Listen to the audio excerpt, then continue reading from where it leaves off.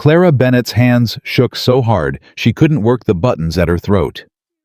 She stood at the foot of a stranger's bed, his wife of 6 hours, and when Ethan Walker stepped toward her, she flinched back like she'd been struck. "Please," she whispered. "It hurts to be looked at like that." The big mountain cowboy stopped cold. He set the lamp down real slow. He took off his hat, and he backed away toward the door. "Then I'll wait, ma'am," he said, quiet as falling snow. "I got nothing in this whole world but time, and I'll spend every hour of it waiting on you. If a story about a broken woman and a patient man is the kind of story that stays with you, go on and subscribe to this channel right now and stay with me all the way to the end, because you will not believe how this one finishes. And do me a kindness. Leave a comment and tell me what city you're watching from tonight. I love seeing just how far my stories travel." Now let's begin. He had married her that afternoon with 2 witnesses and a preacher who kept looking at his pocket watch, and now the whole weight of what they'd done sat between them like a third person in the room. Clara couldn't make her fingers work. That was the truth of it. She'd been undressing herself since she was 5 years old, and now in front of this mountain of a man with his quiet gray eyes, she couldn't so much as free a single button. "Leave 'em," Ethan said. She looked up. "The buttons," he said. "Leave 'em be. Ain't a thing here that's got to happen tonight." He hung his hat on the peg by the door, and he did it careful like the hat was made of glass. "You take that bed. I'll be out by the fire." "You'll—" her voice cracked. "You'll sleep out there. I've slept in worse places than my own front room, ma'am. I'm your wife now." "You're a person," he said. "And a person that's scared don't owe anybody a single thing, least of all me." She hadn't cried once, not when the letter came. Not when she sold her mother's ring for the stage fare. Not when the town of Ashford Creek had watched her climb down off that wagon with everything she owned in one carpetbag. But she nearly cried then, because she had come all this way expecting a man to take what he'd paid for. And instead, he was pulling a wool blanket off the shelf and shaking it out like the matter was already settled. "Why'd you send for me?" she asked. He stopped. "You already know why. Letter said it plain." "It said you needed a woman to keep a house." "It did." "Men who need houses kept don't marry the woman," Clara said. "They hire her, and when they're done, they turn her out." Ethan was quiet a long moment. When he spoke, his voice had gone even lower. "That happened to you before?" She didn't answer. That was answer enough. He nodded once slow, like a man filing something away he wouldn't forget. "Ain't gonna happen here," he said, and he lay down on the hard floor by the hearth in his boots and his shirt, and he pulled the blanket up, and he turned his face to the wall so she could have her privacy. Clara Bennett lay awake most of that night listening to a stranger breathe, waiting for the moment the kindness would run out. It never did. 6 days before she had stepped off the stage in Ashford Creek with 40 cents and no plan past sundown. The town wasn't much. A church, a bank, a mercantile, and a saloon that did more business than the other 3 combined. But the people in it looked at her the way people always looked at a woman traveling alone, like she was a problem that had just become theirs. "You lost honey," said a woman outside the mercantile, though her voice held no kindness in it. 2 other women stood beside her, and all 3 had that hungry, watchful look Clara knew too well. "I'm looking for the Walker place," Clara said. The 3 women went dead silent. Then one of them laughed an ugly, disbelieving little sound. "The Walker place. That's right. You're the one then." The first woman's mouth curled. "The one he sent off for. Lord have mercy. I heard he'd finally gone and done it, but I didn't half believe it." "Do you know the way?" Clara asked. She was too tired to play whatever game this was. "Honey." The woman stepped in close, and her voice dropped to something almost gentle, which was worse. "You turn right back around and get on that stage. Ethan Walker is not a man. He's a thing that lives up on that mountain. You understand me? His own mother wouldn't go up there, God rest her. His mother's dead. Everything Ethan Walker ever loved is dead," the woman said, and most folks reckon he had a hand in it.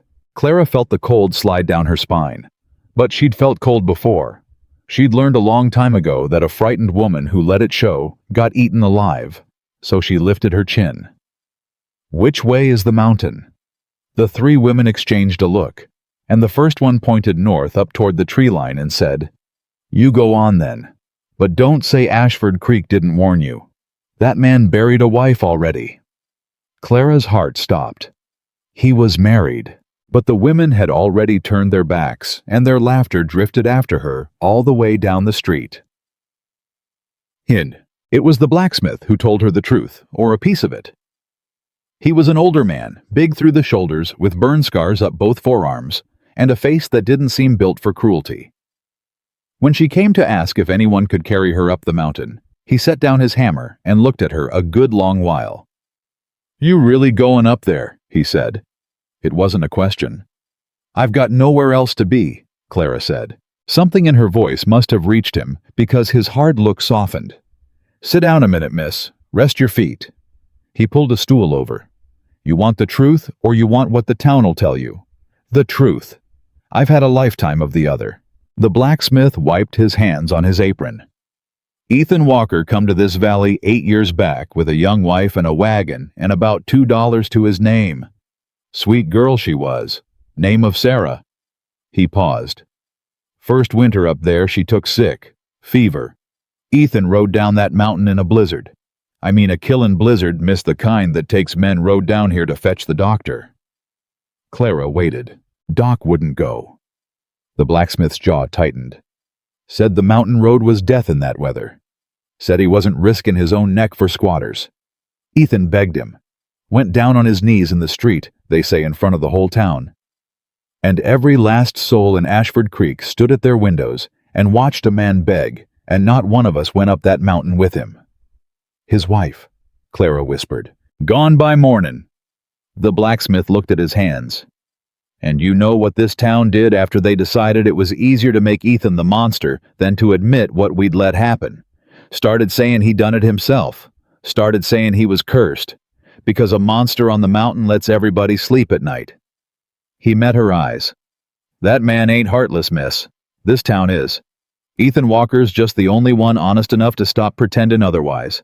Clara sat very still, and for the first time in a long time she felt something other than fear. She felt like maybe she wasn't the only one who'd been thrown away.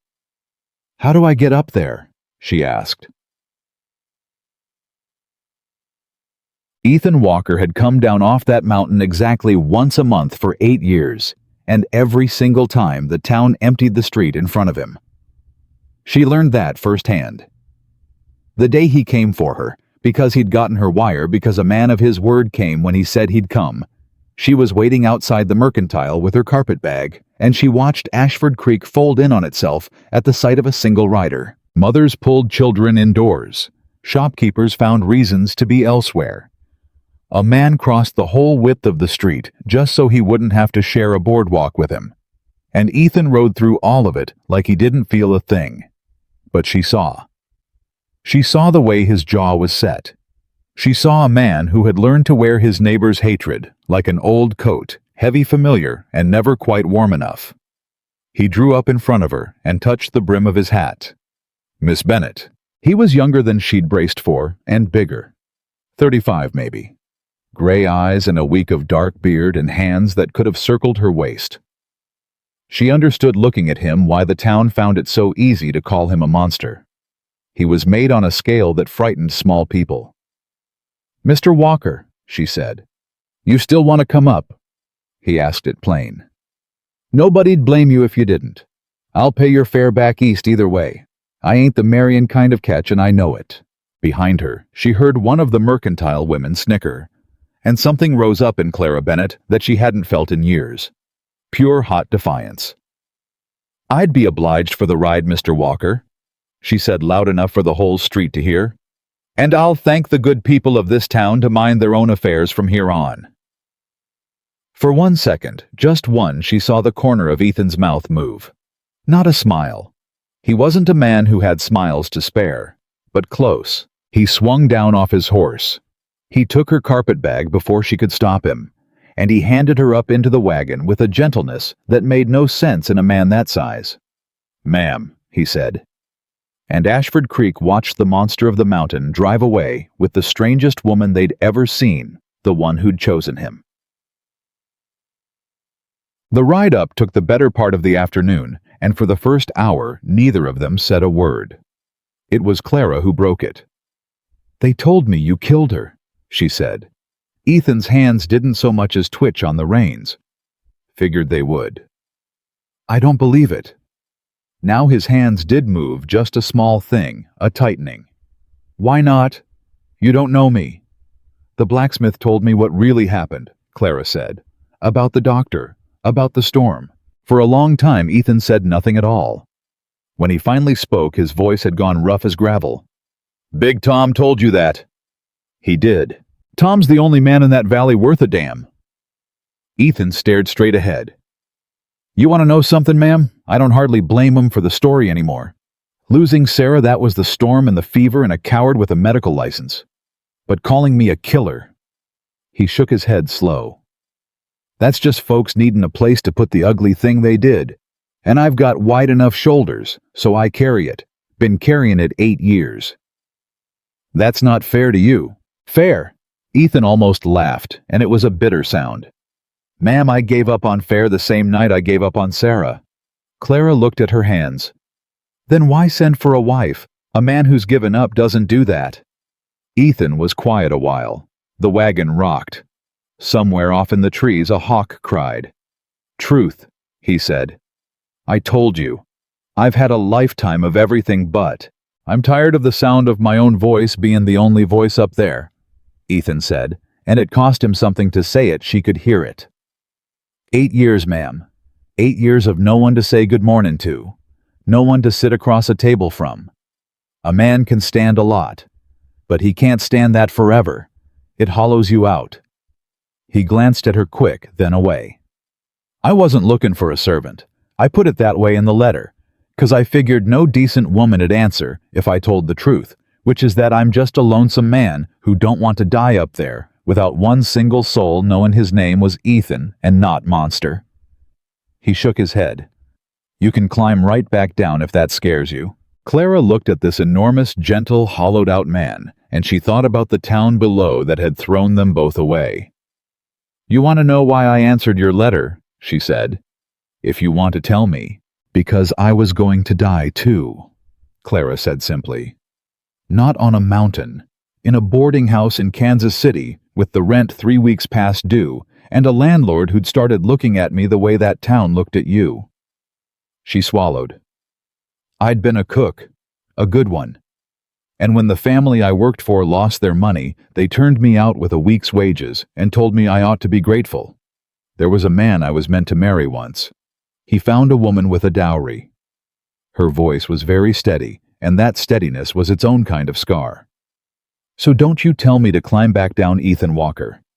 I answered your letter for the exact same reason you wrote it. Because I couldn't stand the quiet either." The wagon went on up the mountain, and when Ethan spoke again, all he said was, "Then I reckon we understand each other." But he said it soft. And that was the moment, though neither of them knew it yet, that two thrown-away people stopped being strangers. They were married 3 days later. Not for love. Clara wanted that understood, and she said so standing in the doorway of the little cabin the morning Ethan told her he'd ride down and fetch the preacher. "I won't have you marry me out of pity," she said. "I'd rather keep house as your hired woman than be pitied into a ring." Ethan set down the axe he'd been sharpening. "Ma'am, it ain't pity." "Then what is it?" "It's them." He nodded down the mountain. "It's Ashford Creek. Right now, every soul in that valley thinks you're up here living in sin with the monster. And when they get done whispering it, they'll come up here and make your life a misery for it, same as they done to me. A hired woman they can ruin. A wife." He shook his head. "A wife they got to respect even if they hate her. It's the one shield I can put between you and them." He picked the axe back up. "That's all it is. A shield. I won't ask you for one thing more than to wear my name. You have my word before God on that. And that was how Clara Bennett came to be married in a mountain cabin with Big Tom the blacksmith and his wife as witnesses, wearing her one good dress to a man who promised her nothing but protection. The preacher rushed the words. He wouldn't look Ethan in the eye. And when it was done, he took his fee and got back on his horse so fast he forgot his own Bible on the table. Ethan found it after, turned it over in his big hands, left his good book behind, he said, in his hurry to be shut of me. He set it careful on the mantel. I'll write it down to him next month. He doesn't deserve it back, Clara said. Ethan looked at her surprised. Reckon not. But a man's word and a man's kindness ain't things you spend only on folks who earned 'em, ma'am. If they were, they wouldn't be worth much. He set his hat on his head. Elsewise, I'd have gone hard and mean years ago. And then the town'd finally be right about me. Clara watched him walk out to see the guests off, and she thought, that's the strongest thing I ever heard a man say, and he doesn't even know he said it. Which brought them back to that first night. To Clara, standing at the foot of the bed, hands shaking, unable to work a single button. To Ethan, setting down the lamp and taking off his hat and backing away. To his voice soft as falling snow. I got nothing but time, and I'll spend every hour of it waiting on you. He slept on the floor that night, and the next, and the one after that. On the fourth morning, Clara came out to the cold hearth and found him already gone to the stock, and she stood there, looking at the folded blanket on the hard floorboards and something in her chest cracked clean down the middle. She'd been braced her whole life for men to take. She had no earthly idea what to do with a man who only gave. When he came in for the noon meal, she'd made him something, a real meal, the first she'd cooked in his kitchen, biscuits and gravy and coffee thick enough to stand a spoon in. And when he sat down and tasted it, he went very still. Something wrong? Clara asked, suddenly afraid. Ethan looked up at her, and his gray eyes were wet, and he was clearly ashamed of it. 8 years, he said, hoarse. 8 years I ate standing up over the stove. Nobody's cooked me a meal in 8 years, ma'am. He looked back down at the plate like it was the finest thing he'd ever been handed. I'd forgot what it was to be somebody's something. You're my husband, Clara said quietly. I'm a name on a paper that keeps you safe. That's what we agreed.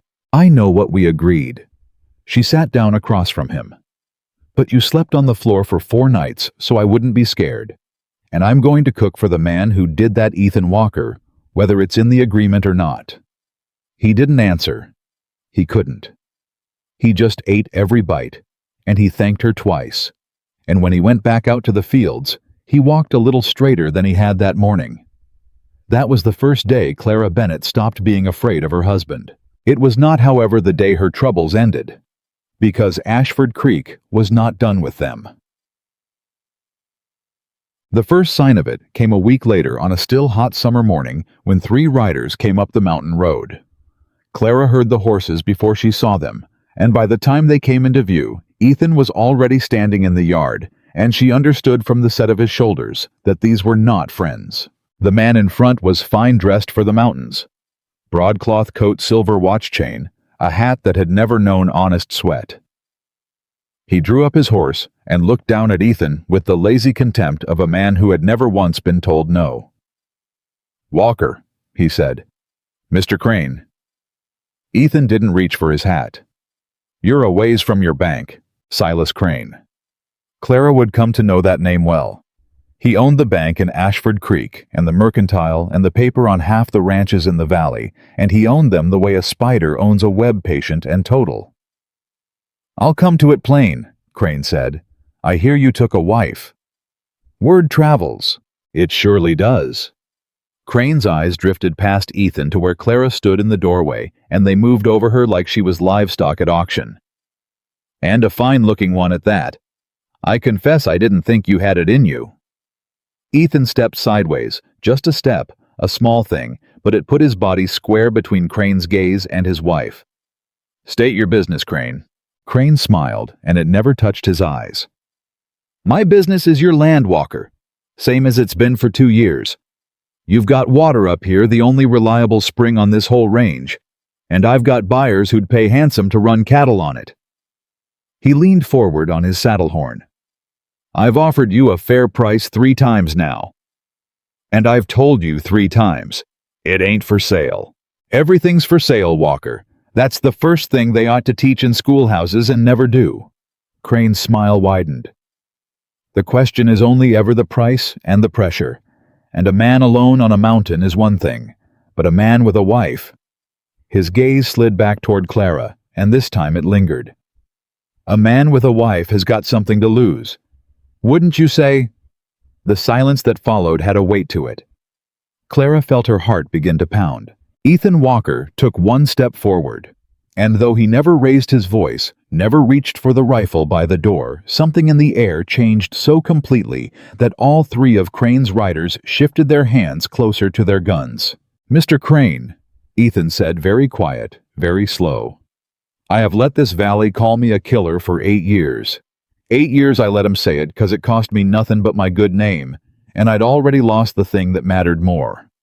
He took another step. "But you just stood in my yard and looked at my wife like she was something you could bid on. So I'm going to say this once, and I want you to carry it back down that mountain and remember it real clear." His voice dropped lower still. "You come near her. You send a man near her. You so much as let her name cross your lips in that saloon of yours, and every ugly thing this town ever whispered about Ethan Walker is going to turn out true. You hear me, Silas?" Nobody moved. Then Crane laughed, but it came out thin, and Clara saw even from the doorway that the banker had gone a shade paler. "Big words," Crane said, gathering his reins, "for a man with everything to lose and no one to help him keep it." He wheeled his horse around. "You've got till the end of summer, Walker. Sign the paper, take the money, and take your bride somewhere she'll be treated like a lady. Or don't." He looked back over his shoulder, and now the smile was gone, and what was underneath it was cold as well water. "But if you don't, I promise you this valley's got ways of persuading stubborn men, and they don't all knock at the front door." Then he rode away, his 2 men falling in behind him, and Clara stood frozen in the doorway until the sound of the horses faded down the mountain. Ethan didn't move for a long time. "Ethan," she said finally, "he won't touch you." Ethan's voice was flat and certain and cold. "I swear it on Sarah's grave, Clara. He won't touch you." It was the first time he'd called her by her Christian name, and she noticed it even through her fear, and something in her held on to it. "What does he mean?" she asked. "Ways that don't knock at the front door." Ethan finally turned to look at her, and whatever was in his face, he tried to smooth it away before she could read it, but she'd spent her whole life reading men's faces to know when danger was coming, and she read his now. "Nothing you need to fret on tonight," he said. But she'd already seen it. He was afraid. Not for himself, she'd have staked her life that Ethan Walker hadn't feared a thing for his own sake in 8 years. He was afraid for her. That night, for the first time, when Ethan pulled the wool blanket down to make his bed on the floor, Clara stopped him. "No," she said. He went still. "Not the floor," she said. Her voice shook, but she made herself say it. "You've slept on that floor 11 nights, so I wouldn't be frightened. And I was frightened, but not of you, Ethan. Not for a long time now." She twisted her hands together. I can't yet. I don't know if I can be a real wife to you. There's things that happened before that I don't have the words for. When a man reaches for me, I still—" "You don't have to explain," Ethan said quietly. "Not to me, not ever. But I don't want you on the floor." She pressed on, her eyes bright. I want you to lie beside me. That's all. Just lie beside me so that if that man comes in the night, I'm not the only one who hears the door." She took a breath. Can we just try that tonight?" Ethan Walker looked at his wife for a long, long moment. And then he did the gentlest thing she had ever seen a man do. He folded the blanket back up. He set it on the shelf. And he lay down on top of the quilt on his own side of the bed, still in his shirt a careful foot of space between them, and he folded his hands on his chest like a man in church. "Like this?" he asked. "Like this," she whispered. For a while they lay in the dark, not touching two people who'd been thrown away, listening to each other breathe. "Ethan!" she said. "Ma'am, if Crane comes, if it comes to the ugly thing you said, he won't get near you. But if he does." Her voice was very small. "Promise me you won't die trying to save me. Promise me you won't leave me alone up here, because I've been alone, Ethan, and I would rather be poor with you and hunted by that man than safe and alone ever again." A tear slid down into her hair. "I've had enough of being the one left behind." There was a long silence. Then in the dark, she felt him move. Slow, careful, asking with the motion giving her every chance to pull away. His big rough hand found hers on top of the quilt, and it closed over her fingers, warm and steady and gentle as anything she'd ever known. "Clara Walker," he said, and his voice was thick. "I have spent 8 years figuring the good Lord forgot my name, and then a woman with 40 cents and nowhere to go climbed up my mountain and cooked me biscuits and gravy and looked at me like I was a man instead of a monster." His hand tightened just a little. "I ain't going anywhere. Not tonight. Not this summer. Not ever. You hear me? They can have my land. They can have my good name. They took that years ago. But they will not have you, and they will not have me leaving you. That's the one thing in this whole world I've got left to swear on, and I'm swearing it."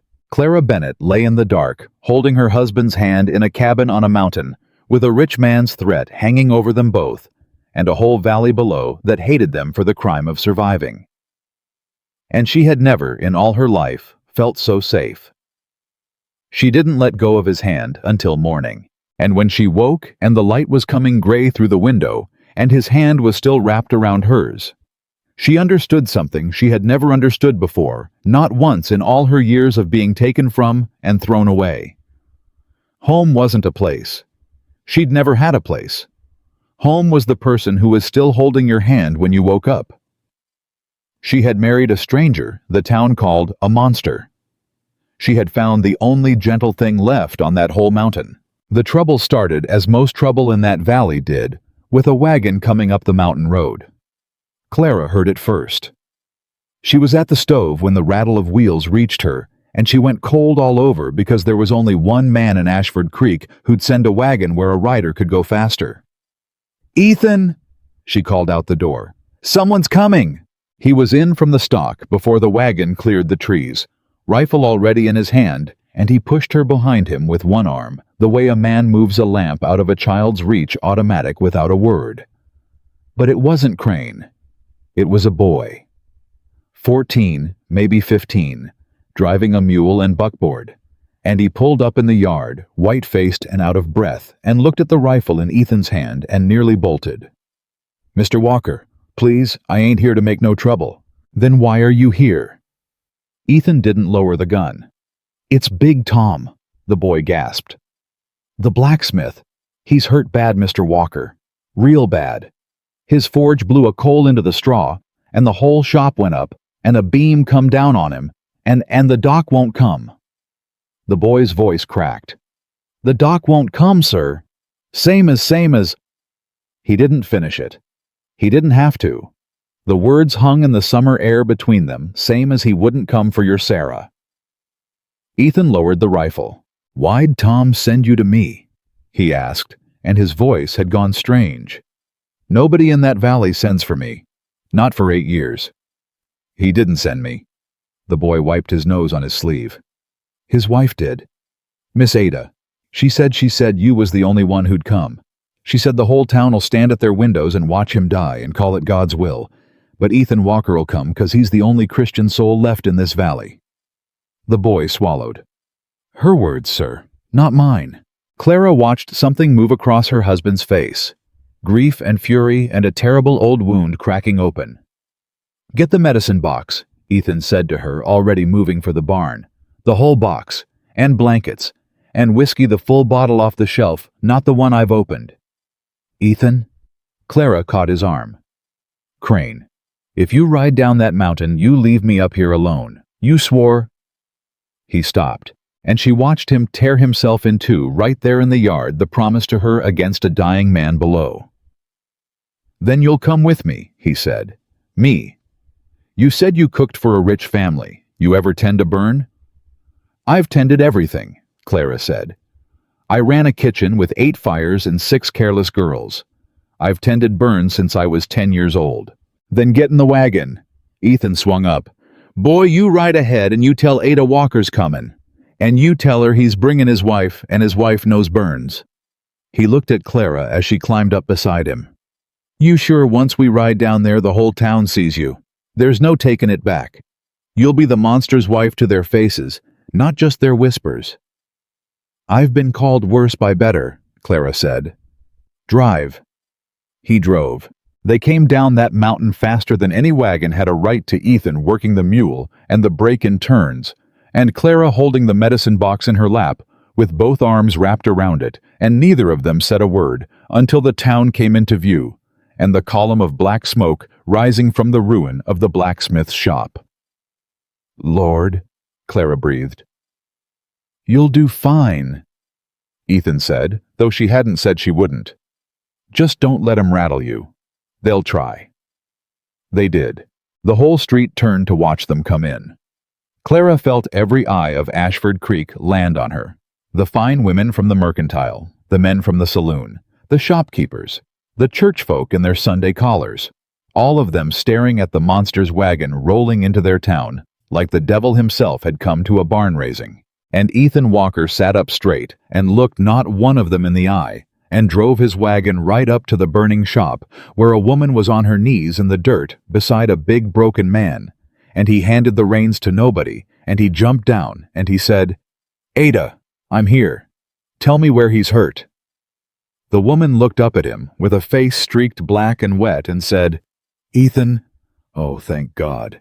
Thank God you came." And behind him, Clara heard the whole street of Ashford Creek go dead silent, because in 8 years, not one of them had ever heard those 2 words aimed at Ethan Walker. Thank God. Big Tom was in a bad way.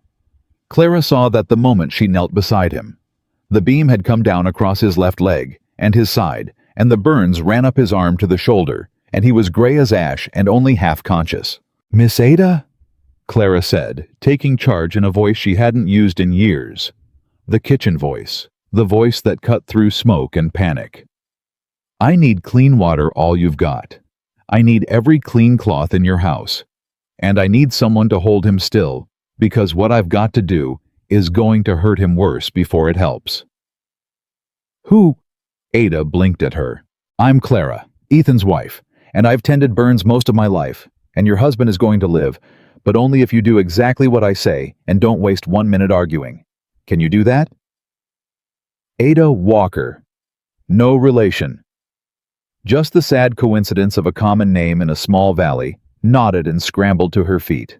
And so it was that the monster's wife knelt in the dirt of Ashford Creek's main street and fought for the life of the one man who'd ever been kind to her, while the whole town stood back and watched and did nothing until Ethan Walker rose up to his full height, turned around, and looked at them. "Well," he said. Nobody moved. "A man's dying in the street," Ethan said, and his voice carried the length of that town. "My wife's trying to save him. She needs water, and she needs cloth, and she needs strong hands, and you're all just standing there."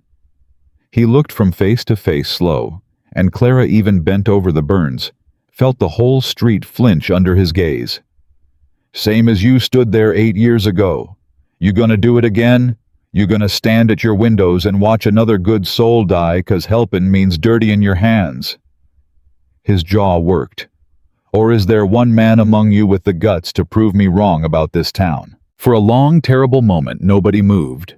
And then a young man, barely more than a boy, the saloon keeper's son, stepped off the boardwalk and said, "I'll fetch water, Mr. Walker," and ran for the well. And then another man moved, and another. And a woman brought her wash basket full of clean linens and set it down beside Clara, and knelt to help, saying, "Tell me what to do, ma'am, just tell me." And Ashford Creek, which had done nothing for 8 years, began slowly, shamefully, one soul at a time, to help. They worked over Big Tom for 2 hours. Clara cleaned and dressed the burns while Ethan and 3 other men set the crushed leg with a splint and a great deal of whiskey. And when it was done, when Tom's breathing had steadied and his color had come back, and Ada was weeping with relief into his good shoulder, Clara sat back on her heels in the dirt, filthy and exhausted, and looked up to find half the town of Ashford Creek looking down at her. Not with hatred, with something she had no name for. "You saved his life," Ada said. "You and Ethan. You saved my Tom's life." "He's not out of the woods," Clara said. "That leg has to be watched. And the burns'll want dressing twice a day for a fortnight. But he'll live, Miss Ada. He's too big and too stubborn to do anything else." Ada laughed a wet, broken, grateful laugh, and then she did something that made the whole street gasp. She took Clara's dirty hand in both of hers and kissed it. "Bless you," Ada whispered. "Bless you, child, and bless that man of yours. Whatever they say about him, whatever this whole rotten town says about Ethan Walker, I'll go to my grave saying he came when nobody else would. Twice now. He came for us twice." And Clara, who had braced her whole life for cruelty and had learned to be surprised by nothing found, she had no words at all. She just held Ada Walker's hands, and she looked up at her husband standing over them both like a wall against the world, and she thought, they're going to have to find a new story now, because the whole town just watched the monster save a life. She should have known Silas Crane would never allow it. He came out of the bank as they were loading the medicine box back into the wagon, and he came slow, and he came smiling, and the sight of that smile turned Clara's stomach. "Well, well," Crane said loud enough for the gathered crowd. "If it isn't the Good Samaritan of the mountain. Come down to play doctor, have you? Walker, since our real doctor showed the good sense to stay out of a fool's errand." Ethan didn't answer. He kept loading the wagon. "I'll tell you what I saw," Crane went on, turning now to address the crowd, playing them like a fiddle. "I saw a squatter and his hired bride come down here and put on a fine show for you all. Very fine, very touching." His voice sharpened. "But you do well to remember what he is underneath it. This is the same Ethan Walker who buried a wife on that mountain and never let a soul see the body. This is the man who—" "That's a lie." The words came out of Clara before she knew she'd spoken. The whole street turned to look at her. Crane's eyebrows rose in mock delight. "The bride speaks. I said that's a lie, Mr. Crane." Clara stepped out from behind the wagon, and she was shaking, but not with fear. She was past fear now, clean through to the other side of it. "And every man and woman standing here who's got a shred of honesty left knows it's a lie. His first wife died of fever, in a blizzard, because the doctor of this town wouldn't ride out to save her." She turned to the crowd. "You want to talk about who let people die? Ask yourselves who stood at their windows 8 years ago and watched a man beg on his knees in this very street. Ask yourselves who's the monster, the man who came down today to save Tom, or the town that let his wife die, and then blamed him for it to feel better about themselves." The silence that followed was the loudest thing Clara had ever heard. "You mind your tongue," Crane said, and the smile was gone now. "You're new here, girl. You don't know." "I know enough." Clara didn't back down an inch. "I know a good man when I've slept under his roof, and I know a coward when he hides behind a silver watch chain and other people's fear." She lifted her chin. "You threatened us, Mr. Crane, in our own yard. You want my husband's land and his water, and when he wouldn't sell you, looked at me like I was a thing to be bargained over. I heard you. And now I've said it out loud in front of your whole town. So if anything happens to us up on that mountain, every soul here will know exactly whose door to knock on." She had never in her life spoken like that to a powerful man. And Silas Crane's face went white, and then it went red, and Clara saw with a jolt of pure animal fear that she had made a real enemy, a mortal one, in the space of 30 seconds. "Get in the wagon, Clara," Ethan said quietly. She got in the wagon. But as Ethan climbed up beside her and took the reins, Crane found his voice again, and it came out low and vicious, and meant only for them. "You just made a mistake, girl," he said. "You and your monster both. I was going to offer you money. I was going to be generous." He smiled that terrible smile. "But now I think I'd rather you learn what happens to people who embarrass Silas Crane in his own town. End of Summer Walker. Sign or don't. It's all the same to me now, because either way—" He stepped back. "I'm going to enjoy watching what comes for you." Then Ethan snapped the reins, and they rolled out of Ashford Creek, and Clara didn't breathe again until the town was behind them. They rode in silence halfway up the mountain before Ethan spoke. "You shouldn't have done that." "I know. You made him an enemy, a real one." His hands were tight on the reins. "Crane's not like the town, Clara. The town's just weak. Weak I can handle. But Crane's got money, and he's got men, and he's got patience. And now he's got a reason that ain't about land anymore. Now it's about pride. And a man like that'll spend his last dollar and his last hour ruining the person who dented his pride." He shook his head. "You shouldn't have done it." "He called you a murderer to your face," Clara said.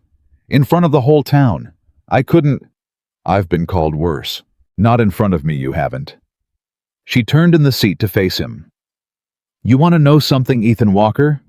My whole life I let men say what they wanted about me. The family I cooked for called me lazy when I worked myself to the bone.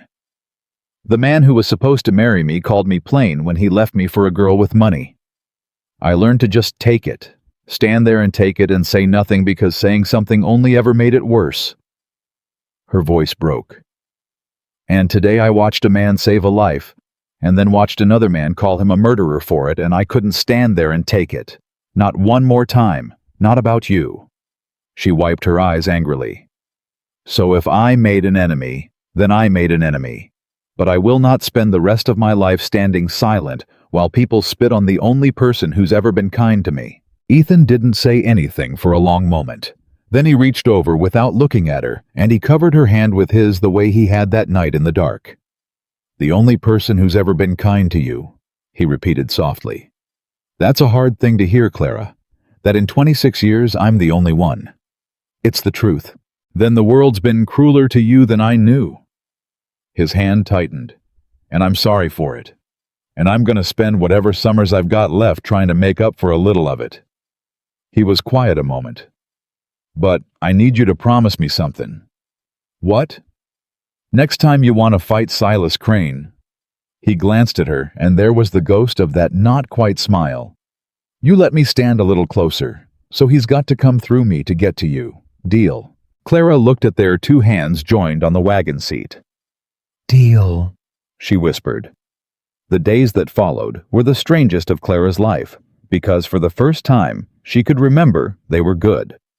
Word of what happened in town spread not the way Crane wanted, but the truth of it carried up and down the valley by every soul who'd stood in that street and watched a supposed monster save a dying man. And the mountain, which had been a place of exile, began to have visitors. Ada Walker came first, 3 days later driving the buckboard herself with a basket of preserves in her lap. "Tom's mending," she announced before she'd even climbed down. "Ornery as a wet cat about layin' still, which the doc says is the best sign there is. And I couldn't rest another night without comin' up here to thank you both proper." She thrust the basket at Clara. "It ain't much, but there's peach, and there's blackberry, and there's a jar of Tom's honey, and Ada Walker don't come callin' empty-handed Monsters Mountain, or no." Clara laughed, the first real laugh in longer than she could recall. "Come in, Miss Ada. I've got coffee on." And Ada came in, and she sat at Clara's table, and she talked for 2 hours about the town and the valley and her Tom, and the 8 long years the whole valley had gotten Ethan Walker wrong. And when she left, she hugged Clara at the door like they were old friends, and she said something Clara would hold on to for a long time. "You saved more than my husband's leg child. You know that." Ada nodded down the mountain. "You went and reminded that whole town they got souls. Half of 'em are ashamed of themselves now, and shame's the beginning of getting better. You lit a match, Clara Walker. Don't let nobody put it out." Then Big Tom sent word he wanted to see Ethan, and Ethan rode down nervous as Clara had ever seen him, though he'd never have called it that, and came back 3 hours later with a look on his face she'd never seen. "What is it?" she asked. "What happened?" Tom apologized. Ethan sat down heavy at the table like his legs had gone out from under him. 8 years, Clara. 8 years I've been the monster of that valley, and Tom Walker took my hand, and he said... Ethan's voice failed. He started again. "He said he was sorry he never came up the mountain in all that time. Said he believed me about Sarah from the start, but he was too much a coward to stand against the town and say so. Said watching me save his life woke him up to what a coward he'd been. Ethan pressed the heel of his hand to his eyes. A man apologized to me, Clara, for thinking ill of me. I'd forgot I'd forgot people did that. Clara came around this table and put her arms around him from behind, and she felt him go rigid, not from fear, but from a kind of shock, the way a man freezes when he's given something he stopped believing existed. "You're not a monster, Ethan," she said into his hair. "You never were, and one by one they're all going to figure that out. Tom first, and then the rest. And Crane?" Her arms tightened. "Crane can go to the devil." Ethan laughed a real laugh, rusty from disuse startled out of him, and he reached up and covered her forearms with his hands, where they crossed his chest, and they stayed like that a long while, and neither of them wanted to move. It couldn't last, of course. Clara knew that even as she let herself enjoy it. Good things had never lasted for her, not once, and there was a rich man in the valley below who'd sworn to enjoy watching them fall. The first blow came at the general store. Clara had ridden down alone. Ethan hadn't wanted her to, but they needed flour and salt and coffee, and he couldn't leave the stock, and she'd insisted she wasn't afraid to go into town in broad daylight. "I made my peace with that town over Tom's burns," she'd said. "Let them stare." But when she set her goods on the mercantile counter, the shopkeeper wouldn't take her money. "Can't sell to you," he said, not meeting her eye.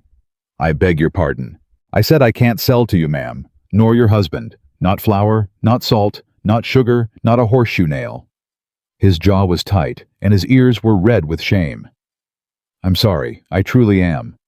But I got a note at this bank, and the bank called it in this morning, and Mr. Crane made it real clear that any merchant in this valley who does business with the Walkers'll find his own note called next."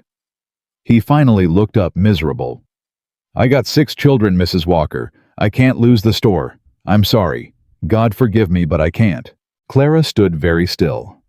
"He's starving us out," she said slowly. "That's what this is. He can't get the land by threat, so he's going to make it so we can't buy food." "I don't know nothing about his reasons, ma'am. I only know I can't sell to you." The shopkeeper leaned in, dropped his voice. "And it ain't just me. He's put the word out to every store in a day's ride. Bank owns paper on all of us." He swallowed. "You won't buy a sack of flour this side of the mountains, Mrs. Walker. Not while Crane wills it otherwise. I'm real sorry." Clara left her goods on the counter and walked out into the street with her heart pounding.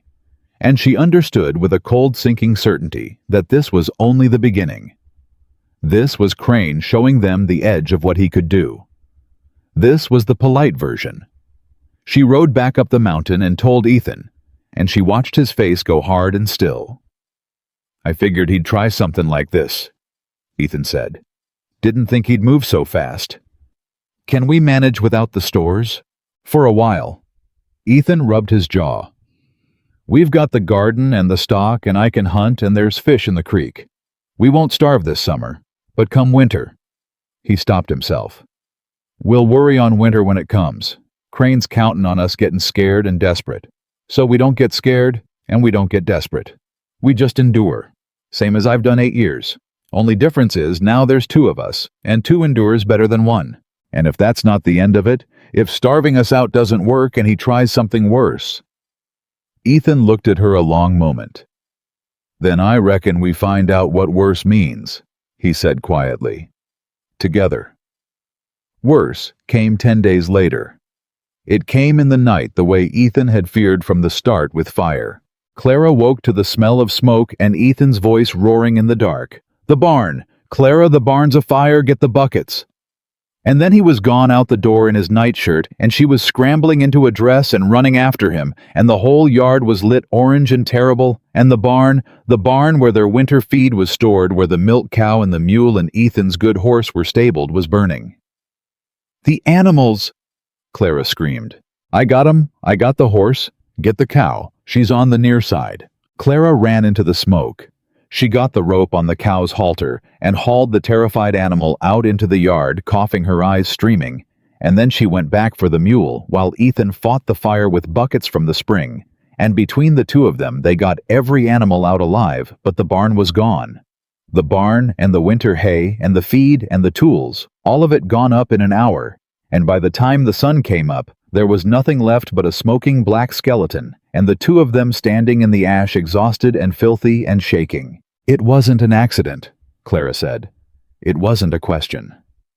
Ethan crouched down at the edge of the burned barn and picked something up out of the ash.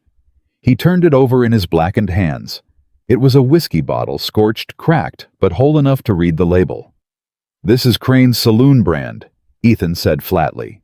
"Filled with coal oil and thrown through the barn window. That's how they done it." He stood up. "Somebody rode up here in the dark and set my barn afire while we slept." "They could have burned the house," Clara whispered, horror crawling up her spine. "With us in it." "No." Ethan's voice was cold and certain. "Crane don't want us dead. Not yet. Dead men and their widows don't sign land papers. He wants us broke and scared and desperate enough to sign. Burnin' the barn's a message. It says I can reach you. I can touch anything you got anytime I want, and there's not a thing you can do about it." He crushed the bottle in his fist and threw it into the ash. "It says next time it could be the house." Clara stood in the wreckage of everything they'd worked to build, and she felt the old fear rise up in her. The fear of a woman who'd been powerless her whole life against powerful men. And then standing there, she felt something rise up under the fear and burn it clean away. "No," she said. Ethan looked at her. "No," she said again louder, and there was iron in it now. "He does not get to do this. He does not get to burn our barn in the night and threaten our lives and drive us off this mountain like we're nothing, like we don't matter. I've spent my whole life being treated like I don't matter. Ethan, and I am done. Do you hear me? I am done." She turned to face him, ash on her face and fire in her eyes. "We are going to fight him. Not with guns he'd win that he's got more men. We're going to fight him the way he can't fight back. We're going to prove what he did. Prove it. How to who the sheriff's in his pocket. The judge is in his pocket. The whole valley owes him money." "Not the whole valley." Clara's mind was racing now, fast and clear. "The town's ashamed of itself," Ada said. "Half of them hate what they let Crane make them do. And there are courts above this valley, Ethan. Territorial courts. Federal marshals. Men Crane doesn't own." She grabbed his arm. "That bottle. That whiskey bottle. That's his brand. And a man who burns a barn in the night is a man who's done other things, worse things, and left other proof behind. If we can find it, if we can gather up every dirty thing Silas Crane has ever done in this valley and put it in front of a judge he doesn't own." "That's dangerous talk, Clara." But there was something new in Ethan's voice, something waking up. "Men have died in this valley asking fewer questions about Crane than that. Then we'll be careful." She was breathing hard. "But I am not running, Ethan. I've run my whole life. I ran from Kansas City. I've been running since I was a girl, and I've finally found a place I want to stay and a person I want to stay with, and I am not going to let Silas Crane run me off it." Her voice cracked. "This is my home. It's the only one I've ever had, and I will fight for it until there's nothing left of me to fight with." Ethan Walker looked at his wife, ash-streaked, fierce, trembling with fury and love, and something moved across his weathered face that Clara had never seen there before. "Hope. You know," he said slowly. "In 8 years it never once occurred to me to fight him. I just endured. Took what came and endured it, 'cause I figured that's all a monster's good for." He reached out and wiped a smear of ash from her cheek with his thumb, gentle as anything. "You've got more fight in you than I've had in near a decade, Clara Walker, and Lord help me, it's catchin'. Then you'll do it. You'll fight. I'll fight." He looked at the ruin of the barn, and then out over the mountain, and then back at her. "But not for the reason you think." "What reason, then?" "I spent 8 years not caring whether I lived or died on this mountain," Ethan said quietly. "Land didn't matter. Good name didn't matter. Nothing mattered 'cause there was nobody to matter for." He took both her hands in his. "And then you climbed up here with 40 cents and no place to go, and you cooked me a meal, and you called me a good man, and you stood up in the middle of that whole town and called Silas Crane a liar to his face for me." His voice went rough. So I'll fight Clara, not for the land, for the first thing in 8 years that's made me glad I'm still breathing. I'll fight for you." Clara's eyes filled. "And I'll fight for you," she whispered. "God help us both, Ethan. 2 thrown-away people against the richest man in the valley." "Two's better than one," Ethan said. "You said it yourself." They started that very day. They cleaned the ash from the yard, and they sheltered the animals in a lean-to. Ethan threw together against the smokehouse, and then they sat down at the table and started making a list. Everyone in the valley who might have a grievance against Silas Crane and might be brave enough or angry enough to speak of it. "Big Tom," Ethan said. "Crane called his note the day the shop burned. Tried to buy the land cheap while Tom was flat on his back. Ada mentioned that. Clara said, writing it down in the careful hand she'd learned as a girl. She was furious. Said Crane came sniffing around before Tom's burns had even scabbed. The Hendersons down valley. Crane took their South 40 over a debt everybody knew was paid, said the receipt was a forgery, and the judge backed him. The judge Crane owns. That's the one. Ethan leaned forward. And there's more. There's been talk for years. Quiet talk the kind men only say when they're deep in their cups that Crane's been forging land deeds. Buying up water rights with papers nobody ever signed. Claiming land the territory ain't even surveyed yet. He tapped the table. If even half of it's true, and if we could get our hands on the proof, then it's not just us, Clara breathed. It's the whole valley. Every family he's cheated, every debt he's forged, if we can gather them all together. He'd hang, Ethan said flatly. A territorial court finds a man's been forging federal land deeds, that's a rope. Simple as that. They looked at each other across the table. It's dangerous, Clara said. It's real dangerous. He'll know what we're doing before we're halfway done. Someone will tell him, and when he knows he'll stop playing games and come for us for real. Ethan's face was grim. The barn was a message. If he learns we're gathering evidence to hang him, that won't be a message. That'll be a killin'. Clara set down the pencil. Are you afraid? She asked. Ethan considered it honestly the way he considered everything. Yes, he said. For the first time in 8 years I'm afraid. 'Cause for the first time in 8 years, I've got something to lose. He looked at her. You. I'm afraid of losing you, Clara. That's the only fear I've got left, and it's a big one. Then let's be careful, Clara said softly.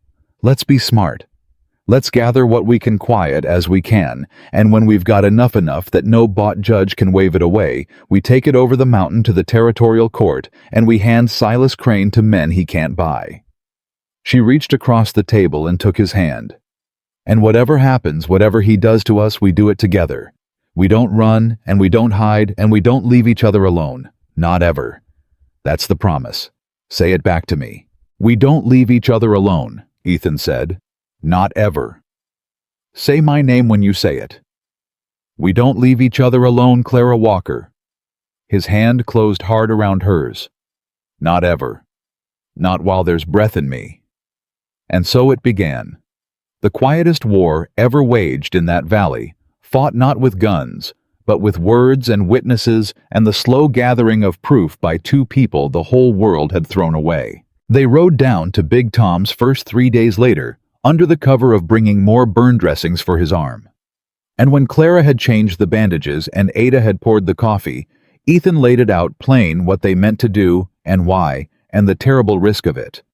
Big Tom listened from his sickbed, his splinted leg propped up his burned arm across his chest, and when Ethan finished, the big blacksmith was quiet, a long, long time. You're talking about taking down Silas Crane, Tom said finally. I am. You know how many men have tried? No. Neither do I, Tom said, 'cause they don't come back to tell it. He shifted painfully. Crane's owned this valley 12 years. He came in after the war with money nobody could account for, and he's been buying souls ever since. Mine included. God forgive me, he holds paper on this very shop. Tom's jaw tightened. But I'll tell you what, Ethan Walker. I laid in this bed the last 2 weeks with a crushed leg thinking on how I spent 8 years believing the worst about the one man who rode down a mountain to save my life. And I made myself a promise. He held out his good hand. "If ever I got the chance to make it right to stand with you, 'stead of hiding from you, I'd take it. No matter the cost. So yeah, I'm in. Whatever you need. Whatever it takes." Ethan took the offered hand, and Clara, watching the two big men clasp hands across the sickbed, felt the first true stirring of something she'd been afraid to name. Not hope exactly. Bigger than hope. The feeling of no longer being alone against the whole world. "There's others." Tom went on, warming to it now. "The Hendersons for one Crane robbed 'em blind, and old man Pruitt, whose well went dry the same month, Crane bought the water rights upstream. And—" Tom leaned forward, wincing, and dropped his voice, even though there was nobody to hear but the four of them. "And there's Marshal Deacon." "Deacon's the sheriff," Ethan said. "He's Crane's man." "The sheriff's Crane's man," Tom agreed. "But Deacon's a federal marshal, and he's been asking quiet questions in this valley for 6 months. Somebody up in the territory sent him. Somebody who don't like the smell of what Crane's been doing with those land deeds." Tom's eyes gleamed. "I heard it from a man who heard it from Deacon's own lips deep in drink. The marshal's building a case. He just don't have enough yet. He's got suspicion but no proof. No witnesses brave enough to talk." Clara and Ethan looked at each other. "But if a whole valley of witnesses came forward at once," Clara said slowly, "if we brought Deacon everything the Hendersons, Pruitt, your called note, our burned barn, the forged deeds, then a federal marshal who's already looking for a reason," Tom finished, "would have all the reason he could ever want." He sank back against his pillow, breathing hard from the excitement. "It could work. Lord above, it could actually work. You'd be handing him a rope with Crane already in the noose." Ethan stood up slow. "Then that's what we do," he said. "We gather the valley, quiet, one family at a time. And when we've got enough, we go to Deacon, not the sheriff, the marshal, and we hand him Silas Crane." He put his hat on. "How long you reckon we've got before Crane figures out what we're up to?" Tom's face sobered. "Not long," he admitted. "Word travels in this valley faster'n any horse. Somebody'll see you calling on the Hendersons. Somebody'll notice you talking to Pruitt, and it'll get back to Crane inside a week, 2 at the outside." He looked at them both, and the warning in his eyes was grave. "And when it does, you'd best be ready. 'Cause a barn fire's the gentlest thing that man is capable of. Once he knows you're coming for his neck, he'll come for yours first. And he won't send a message next time. He'll send men, with guns." The ride back up the mountain was silent. It was Clara who finally spoke as the cabin came into view in the last gold light of the summer evening. "He's right," she said. "Crane's going to find out. Maybe not this week, but soon. And when he does—" "When he does, we'll be ready," Ethan said. How do we get ready for armed men, Ethan?" "You're one man, a good shot I don't doubt, but one man won't." Ethan pulled the wagon into the yard and set the brake and sat there a moment before he answered. "You remember what you said?" he asked. "About 2 being better than 1. I remember. Well." He turned to look at her. "By the time Crane comes, we won't be 2. We'll be the Walkers and the blacksmith and the Hendersons and old Pruitt and every soul in that valley he's ever cheated or scared or robbed. Crane's whole power comes from folks being alone with their fear, each family too scared to stand up 'cause they think they're standing alone." His voice grew strong. "But we're gonna change that, Clara. One family at a time, we're gonna show 'em they ain't alone. And a valley that stands together." He shook his head. "A rich man with a dozen hired guns can't beat a valley that's finally stopped being afraid. He just can't. There ain't enough bullets." Clara looked at her husband. This man, the whole world had called a monster, who'd endured 8 years of exile in silence, now sitting in a wagon beside a burned barn, talking about raising a valley, and she felt her heart swell so full it hurt. "When did you get so brave?" she asked softly. "I ain't brave." Ethan helped her down from the wagon, his big hands sure at her waist. "I'm just a man who was dead inside for 8 years and got woke up." He set her down gentle. "And a man who's just come back to life fights different than a man who never lost it. He's got less to be afraid of. 'Cause he's already been to the bottom of the worst thing there is, and he survived it, and he knows he can survive it again." He held her eyes. "The only thing I'm afraid of now is losing the thing that woke me. And that's exactly why I'll fight so hard to keep it." "You understand?" "I understand," Clara whispered. That night they lay side by side on top of the quilt, the way they had every night since Crane's first visit, a careful foot of space between them, hands sometimes finding each other in the dark. But this night, Clara didn't leave the foot of space. She moved across it. She turned on her side and laid her head on Ethan's chest over the slow, strong beat of his heart, and she felt him go still. That same shock, that same frozen stillness of a man handed something he'd stopped believing in. "Is this?" he started. "Just this," Clara said quietly. I still can't. There's still things I can't do, Ethan. Things that were done to me that I don't have the words for. Not yet. Maybe not for a long time." Her voice trembled. "But I can do this.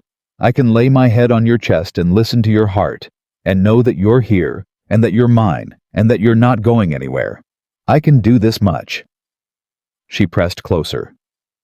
"Is it enough? Can it be enough for now?" For a long moment, Ethan didn't move. Then slowly, carefully asking permission with every inch of the motion, he brought his arm up and around her, and he laid his big, rough hand against her back. Light as a falling leaf, and he held her. "Clara Walker," he said, and his voice was thick with everything he couldn't say. "You could give me nothing but this for the rest of my life, and it'd be more than I ever dreamed of having. You hear me? This is more than enough. This is everything." His hand moved on her back, slow and gentle. "Take all the time you need. All the time in the world. I told you the first night, and I meant it. I got nothing but time, and I'll spend every hour of it right here holding you exactly this much, and counting myself the luckiest man that ever lived." Clara closed her eyes against his chest, and for the first time in her entire life, she let herself be held by someone she trusted completely. And outside down the mountain, in a fine house in a town full of frightened people, Silas Crane was already beginning to hear the whispers that the monster of the mountain had come down and saved a life, that his strange, fierce wife had called Crane a liar in the street, that the Walkers were riding the valley calling on the very families Crane had cheated. And Silas Crane sat in his study late into the night, turning a glass of whiskey in his hand, and he smiled a smile that no one saw. "So the monster wants a fight," he murmured to the empty room. "After 8 years of taking it quiet. Well," he set down the glass. "Let's see how brave he stays when the fire comes for the house instead of the barn. Let's see how brave that little wife of his stays when she's got nowhere left to run." He rang a small silver bell, and a moment later, a man appeared in the doorway, hard-faced, gun on his hip, the kind of man money could always buy. "Get the others," Crane said. "All of them. It's time we paid the mountain a proper visit."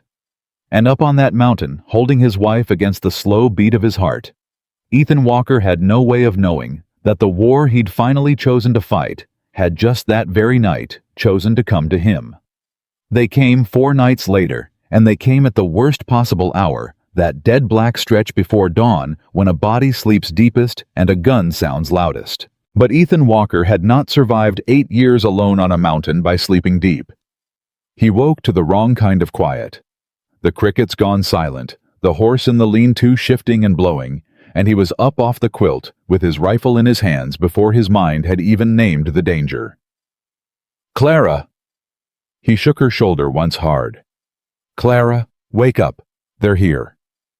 She came awake fast, the way frightened people learn to. "How many?" "Don't know yet. Get down off the bed. Get in the corner by the hearth behind the woodbox, the wall's thickest there." He was already moving, snuffing the coals, so no light would show, checking the load in the rifle by feel. "And Clara, whatever happens out there, whatever you hear, you do not open that door. You understand me? Not for anything, not for anybody." "Ethan?" "Not for anybody, Clara. Say it back." "I won't open the door," she whispered. A voice came out of the dark yard, then smooth, unhurried, hateful. "Walker, Silas Crane. Ethan Walker. I know you're awake in there. A man like you always is." A pause. "Come on out and let's talk this over like reasonable men." Ethan crouched at the window, rifle ready, and said nothing. "Suit yourself," Crane called. "But I count 5 guns out here, Walker, and you've got one. I'd think hard about that math." Another pause, longer, crueler. "And I'd think harder about the fact that there's a woman in there with you. It'd be a shame, a real shame, if she got caught in the middle of something. Send her out first, why don't you? Before this turns ugly. Send her out and I give you my word, no harm comes to her. Whatever happens to you." The smile was audible in his voice. "That's more than fair. That's downright generous." "Don't you listen to him," Clara hissed from the corner. "Ethan, don't you dare. Quiet." Ethan breathed. He was counting, listening, placing the men in the dark by the small sounds they made: a boot on gravel there, a horse blowing there, the click of a hammer being thumbed back off to the left. 5, Crane had said, and Ethan made it 5 too, maybe 6 spread in a loose ring around the front of the cabin. And every last one of them was on the front side, where the door was, where the fight was expected, which meant the back, the side where the mountain fell away steep toward the tree line, was open.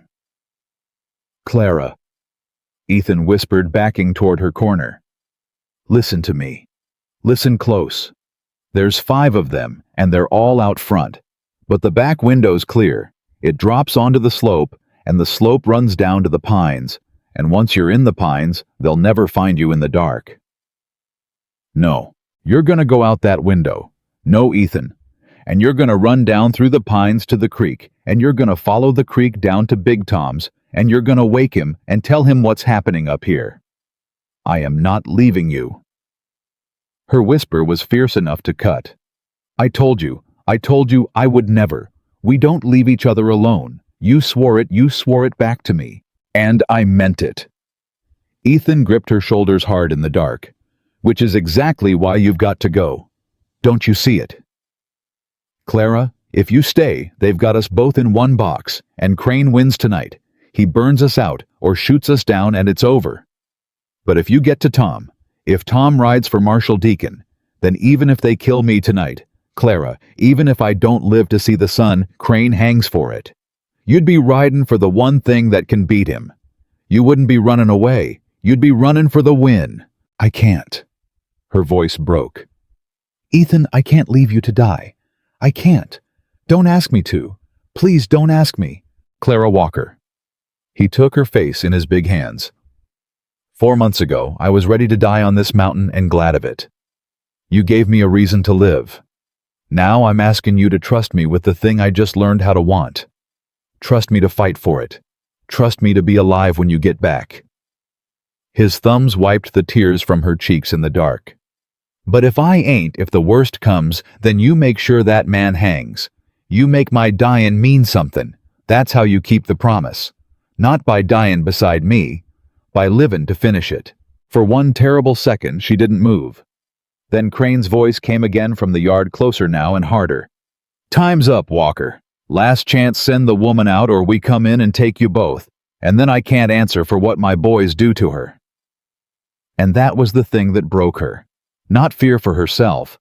The threat to her from Crane's own mouth of what would happen if she stayed. "You come find me," Clara said, fierce and shaking her hands fisted in his shirt. "You hear me, Ethan Walker? You don't die. You fight and you live and you come find me at Tom's. Swear it. Swear it to me right now. I swear it. Say my name. I'll come find you, Clara. I swear it on everything I've got left. Now go. Go." He got the back window open with barely a sound, and he lifted her through it, and for one last second, her hand clung to his. And then she let go and dropped onto the dark slope and was gone into the pines like a ghost. And Ethan Walker turned back to the front of his cabin, alone with 1 rifle and 5 men in the yard, and for the first time in 8 years, he was not fighting to die. He was fighting to keep a promise. "All right, Crane," he called out, and his voice was steady as stone. "You want to talk? Let's talk. Come on up to the porch where I can see you, just you, and I'll come out and we'll settle this."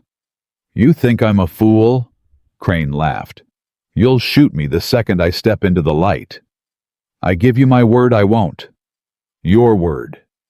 Crane's contempt was total. "The word of a monster. Boys, burn him out, same as the barn. Coal oil on the walls, and when he runs, drop him. And that was Ethan's answer, the one he'd been waiting for.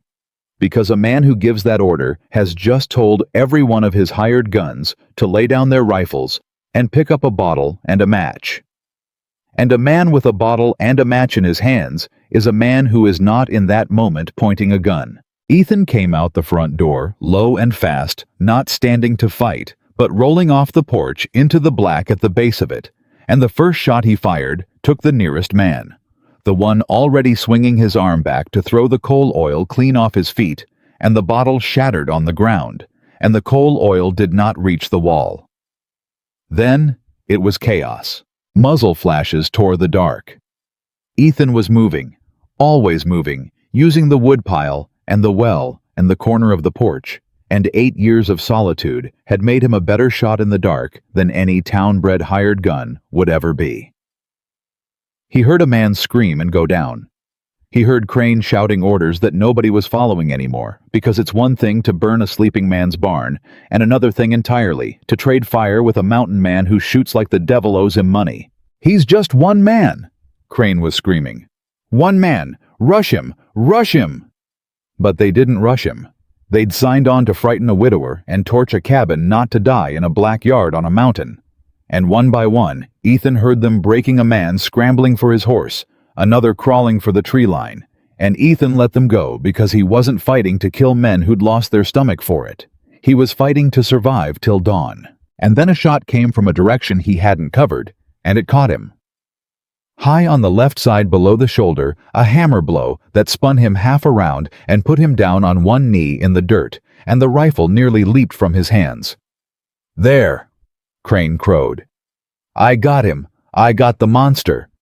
Finish it, boys, finish it now."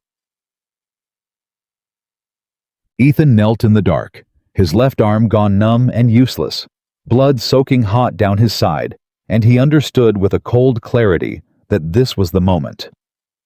This was where 8 years of not caring whether he lived met 4 months of learning that he did. Clara. He got the rifle up one-handed. He couldn't feel his left arm, but he could still work the lever with his right brace, the stock against his hip, and he did, and he fired at the muzzle flash where Crane's voice had been. Not to kill the banker, he was too far, and Ethan too hurt for that, but to buy a breath to make them keep their heads down one more second. And into that second came a sound that changed everything.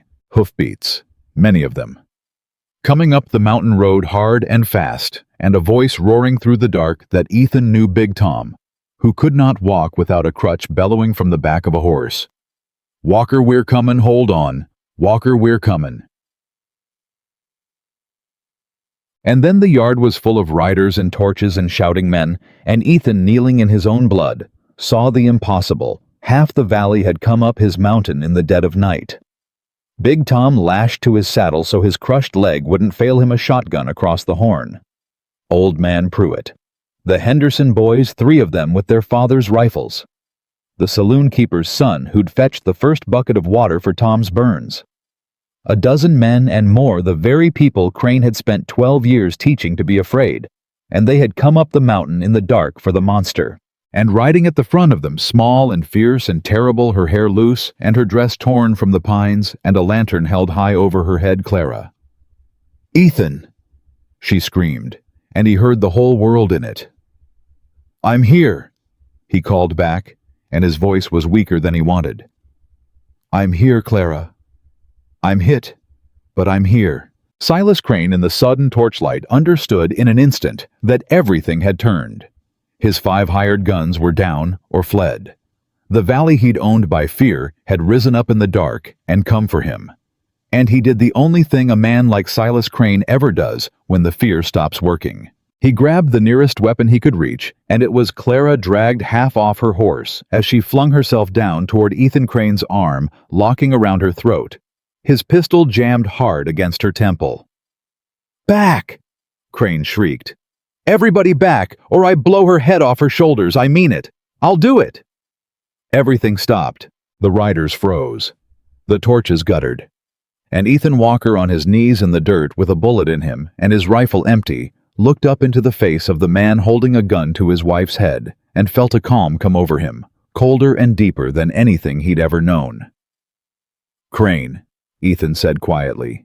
"Let her go." "Or what?" Crane was breathing hard, wild-eyed, all his smooth gone. "Or what, Walker? You're on your knees. You're shot. Your gun's empty. You think I can't count shots? You've got nothing." He tightened his arm around Clara's throat until she gasped. "Now here's how this goes. All of you. You're going to drop your guns and stand aside, and I'm going to ride out of here with this woman, and if any man follows, I put a bullet in her. And once I'm clear of the valley, I'll let her go, and we'll all forget this night ever." "He's lying," Clara choked out. "Ethan, he'll kill me either way. Don't you dare give him—" "Shut up!" Crane wrenched her tighter. "Don't you dare let him win." Clara forced out her eyes locked on her husband's. "Even if it costs me, don't you let that man—" "I said, shut up!" And in the half-second, Crane's attention snapped to the woman in his arms in that one fracture of focus. Clara Bennett Walker, who had spent her whole life being taken from and had finally learned to fight, did the only thing she could. She dropped. She let every muscle in her body go slack at once, dead weight, so that instead of holding a hostage upright, Crane was suddenly wrestling a falling body. His gun arm dragged down and away from her head, and she screamed a single word, "Now!" And Ethan Walker, who could not feel his left arm, who was empty of bullets and half empty of blood, did not reach for a gun. He reached for the throwing knife in his boot, the one he'd carried skinning game on that mountain for 8 lonesome years, and with his good right hand from his knees, he threw it the way a man throws the last thing he has at the only thing that matters. It took Silas Crane through the shoulder of his gun arm. The pistol fired into the dirt. Crane screamed and staggered, and Clara tore free of his loosened grip and scrambled away across the yard on her hands and knees, and then the valley was on him, Big Tom off his horse, and onto the banker. Despite his crushed leg, the Henderson boys' old Pruitt, a dozen furious men who'd been afraid of this one man for 12 long years, and were done being afraid, and they had him down and disarmed and pinned in the dirt of Ethan Walker's yard before Crane could draw another breath to threaten with. But Ethan didn't see the end of it, because Clara reached him. She reached him where he knelt swaying in the dark, and she got her arms around him just as the last of his strength gave out, and he sagged against her, and the two of them went down together into the dirt with her, holding him up as best she could. "Ethan! Ethan, look at me! Look at me!" Her hands were on his face, his shoulder coming away black with blood in the torchlight. "You're bleeding! Oh God, you're bleeding so much, Tom! Tom, he's hit! He's hit bad! I need help!" "Clara!" Ethan's voice was going thin. "Clara, you got away from him. You're safe. I'm safe. I'm safe. You saved me. Now you stay with me, Ethan. You stay awake, you hear me? You swore you'd live. You swore it. You come find me at Tom's, that's what you said. Well, I'm right here, so you don't get to die. Do you understand me?" She was pressing her own torn hem against the wound with all her strength, sobbing and furious at once. "You do not get to die and leave me alone. Not after all this. Not now. I forbid it. Do you hear me, Ethan Walker? I forbid it." Ethan looked up at her face above him in the wild torchlight. The woman who'd climbed up his mountain with 40 cents, who'd cooked him biscuits when he'd forgotten what kindness tasted like, who'd stood up in a whole town and called him a good man, who'd just gone slack in a killer's arms and screamed now, so a broken cowboy could save her life. And Ethan Walker, who had spent 8 years learning he could survive anything, finally understood the one thing he'd been too dead to know before. Surviving wasn't the same as living. And he wanted for the first time in 8 long years so badly to live. "I ain't going anywhere," he whispered. "I told you, Clara. I got nothing in this whole world but time, and I aim to spend every hour of it." His eyes fluttered, "With you." And then he went under, and the last thing he heard was Clara screaming his name. They worked over him that night, the way Clara had worked over Big Tom. Except now, it was her own husband under her bloody hands, and the roles were reversed. And it was Ada Walker who'd come up the mountain, with the others holding the lantern steady, while Clara dug for the bullet. "It's lodged against the bone," Clara said through her teeth, her whole body shaking, forcing her voice into the flat calm of the kitchen because it was the only thing keeping her from flying apart. It didn't hit the lung, thank God, his breathing's clear. But it's deep, and if I don't get it out clean, he'll fester, and if he festers... She couldn't finish it. Ada, I need you to hold him, whatever he does, whatever he says. You hold him down and you don't let go. I've got him, child, Ada said. You do what you have to do. And Clara Walker set her jaw, and she went into the wound after the bullet that had nearly taken her husband from her. And Ethan came screaming up out of his faint at the pain of it, and it took Ada and Big Tom both to hold him. And Clara did not stop, did not falter, did not let one tear fall until her fingers closed on the flattened lead, and she drew it out and dropped it ringing into the basin. And then, and only then, she pressed the wound closed and packed it and bound it. And she laid her forehead against Ethan's heaving chest, and she wept like she had never wept in her life. Miss. Big Tom's voice was gentle over her. Miss Clara, you did it. You got it out clean. Look, the bleedin's already slowin'. You saved him, same as you saved me. You saved him. He saved me first, Clara sobbed into her husband's chest. He threw that knife, he was dying, and he threw that knife to save me. He'd have died to save me, Tom. I know it, Tom said softly. The whole valley saw it. That man'd have walked into hell tonight before he let Crane take you. Ain't a soul on this mountain'll ever call him a monster again. Not after tonight. Ethan's hand found hers weak and searching. Clara, he breathed. I'm here. I'm right here. Did we... He swallowed. Crane, did we... We got him. Clara lifted her head, and through her tears there was something fierce and bright and triumphant. The valley's got him tied up in the yard right now, Ethan. Tied up like a hog for market. Old man Pruitt's sitting on him with a shotgun and daring him to twitch. She laughed a wet, broken, disbelieving laugh. They came, Ethan. The whole valley came up the mountain in the dark. For you. For us. Every family Crane ever cheated, they all came. She pressed his hand to her cheek. You were right. You were right about everything. A valley that stops being afraid he couldn't beat it. There weren't enough bullets. Ethan closed his eyes. 8 years, he whispered. 8 years I thought they hated me. They were ashamed of themselves, Clara said. There's a difference. And tonight they finally got to make it right. She smoothed the hair back from his gray face. You gave them that, Ethan. You gave a whole valley the chance to stop being cowards. That's who you are. That's who you've always been. Marshal Deacon arrived at first light. Big Tom's boy had ridden through the night to fetch him from the county seat, and the federal marshal came up the mountain at a gallop with 2 deputies behind him. And what he found in Ethan Walker's yard was a case handed to him complete. Silas Crane wounded and bound. 5 hired guns dead, or captured or fled. A burned barn with a coal oil bottle bearing Crane's own saloon brand. And a valley full of witnesses who for the first time in 12 years were no longer afraid to talk.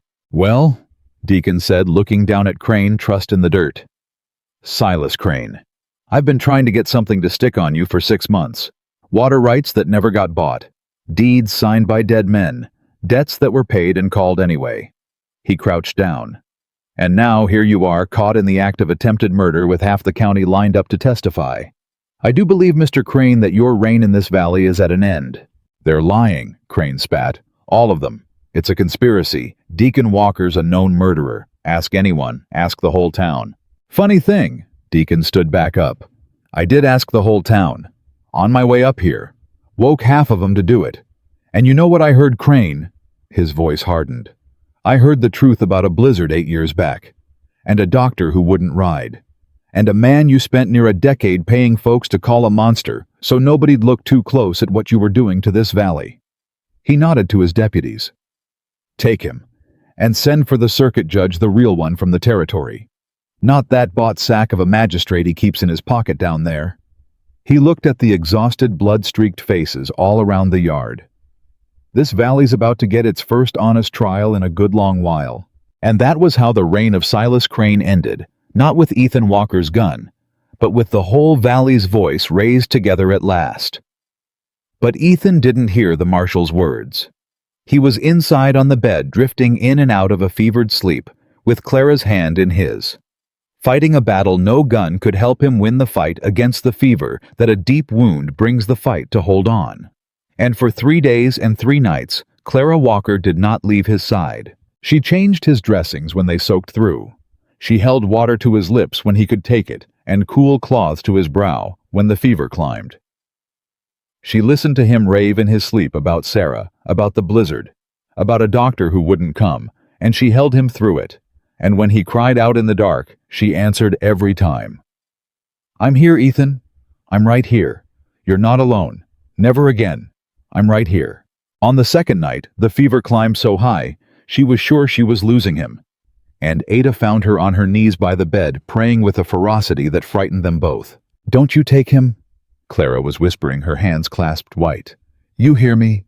You took everyone else. You took every single person who ever mattered to me. You can't have him. You gave him to me, and I won't give him back. I won't. Take the land, take the cabin, take anything else, but you leave me this one man. You leave me this one." She pressed her clasped hands to her lips. "Please, he's all I've got. He's the only home I've ever had. Please don't take my home." And whether it was the prayer, or Clara's stubborn hands, or the strength in Ethan Walker that 8 hard years had forged, on the 3rd morning, the fever broke. Clara woke slumped in the chair by the bed where she'd fallen asleep for the first time in 3 days. And she woke because someone was touching her hair. Weakly, clumsily, but touching it. Her eyes flew open. Ethan was awake. Pale as death, thin and hollow-eyed and weak as a newborn, but awake and clear-eyed and looking at her, and his big hand was resting against her hair like he wasn't sure she was real. "Ethan," she breathed. "You're still here," he whispered. His voice was a ruin, barely a thread. 3 days. Every time I came up out of it, you were still here." "Of course I'm still here." She caught his hand and pressed it to her face, laughing and crying all at once. "Where else would I be? You're my home, Ethan Walker, and a body doesn't leave home." Ethan looked at her for a long, long moment, and then he said the words she would carry with her for the rest of her days. "You know," he rasped. "When Sarah died, when I lost her, I told myself I'd never care about another living soul again. Not ever. 'Cause Karen was just a door you left open for the world to walk through and break you." His fingers curled weakly around hers. 8 years I kept that door shut. 8 years. And then you climbed up my mountain and you didn't ask permission. You just walked right in through a door I thought I'd nailed shut, and you filled up this whole empty house and this whole empty man. His eyes filled. "I fought Crane 'cause of you, Clara. I threw that knife 'cause of you. I clawed my way back from that fever 'cause of you. Every good thing left in me, you woke it. You're the reason I'm still breathing. Not just the last 3 days. These last 4 months." He drew a shaking breath. "So I got something to say to you, and I want to say it while I've got the strength, in case the good Lord changes his mind about letting me stay." "Don't," she whispered. "Don't talk about, 'I love you, Clara Walker.'" The words fell into the quiet room and stopped her breath entirely. "I know that wasn't the deal," Ethan went on, hoarse and urgent, holding her eyes. "I know I promised you nothing but my name and a shield against the town, and I know there's things you still can't do, things that were done to you that I'd kill 100 cranes to undo, and I ain't asking you for one thing more than you can give. I never will. But I couldn't lie here another minute letting you think this was still just a paper and a shield." His voice broke clean through. "I love you. I have loved you since the day you cooked me biscuits and gravy and called me a man instead of a monster. And whatever time I've got left on this earth, 3 days or 30 years, I want to spend every hour of it loving you. That's all. That's everything. I just needed you to know it, in case I don't get another chance to say it." For a moment, Clara couldn't speak at all. And then she rose up out of the chair and she leaned over her wounded husband. And she did something she had not been able to do in all the long weeks of their strange marriage. The thing that fear and old wounds had made impossible. She kissed him. Gentle and slow, and with her whole heart, a kiss. She gave freely.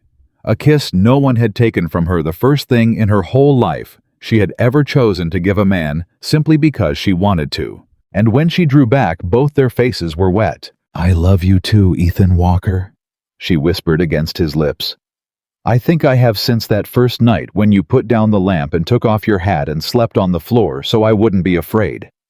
I just didn't have the words for it yet. I didn't believe a thing like this was real." She pressed her forehead to his. "But it's real. You're real. And I'm not afraid anymore. Not of you, not of anything. Because I finally know what it feels like to be loved by a good man, and it feels like coming home." Outside, the summer sun was climbing over the mountain, and the valley below was waking to its first free morning in 12 years, and a federal marshal was writing up the case that would send Silas Crane to the territorial gallows. But inside the little cabin, none of that was the miracle. The miracle was a broken woman and a hollowed-out man, both of them thrown away by the world, holding on to each other in the morning light, alive together, and no longer either one of them alone. The trial came in the last hot week of that summer, and the whole valley emptied itself into the county seat to see it. Ethan was well enough to travel by then, barely. 3 weeks of Clara's nursing had brought him back from the edge, but he was still thin and slow. His left arm strapped tight across his chest, and he leaned on her going into the courthouse in a way that would have shamed the old Ethan Walker to his bones. But he didn't fight it now. He'd learned to lean. That was one of the things she'd taught him in the long, fevered nights, that leaning on someone who loved you wasn't weakness. It was just the other half of holding them up. "You don't have to testify," Clara said quietly at the courthouse steps, straightening his collar, with hands that had grown so familiar with his body over those weeks. "Deacon says he's got enough without you. You could rest. You've bled enough for this valley, Ethan. I'm testifying." His jaw set in the way she knew meant there'd be no moving him. 8 years that man made a whole valley call me a monster, Clara. 8 years. I'm gonna stand up in front of a judge he doesn't own, and I'm gonna tell the truth, and I'm gonna watch his face while I do it. He looked down at her. "I need to. You understand, not for revenge. For the record. So there's one place in this world where the truth about Ethan Walker got said out loud and written down." Clara understood. She'd spent her own life having the truth about her twisted by people with more power than she had. She knew exactly what it was worth to finally get to say it plain. "Then I'll be right there," she said. "In the front row, where you can see me." "Where I can see you," he agreed. "Same as I told Crane to do. It come through me to get to you. Only now, it's the other way. You be where I can see you, and I'll get through anything." The territorial judge was a lean, gray, unsmiling man named Harmon, sent up from the capital, and he had no debts to Silas Crane and no fear of him, and it showed in every word he spoke.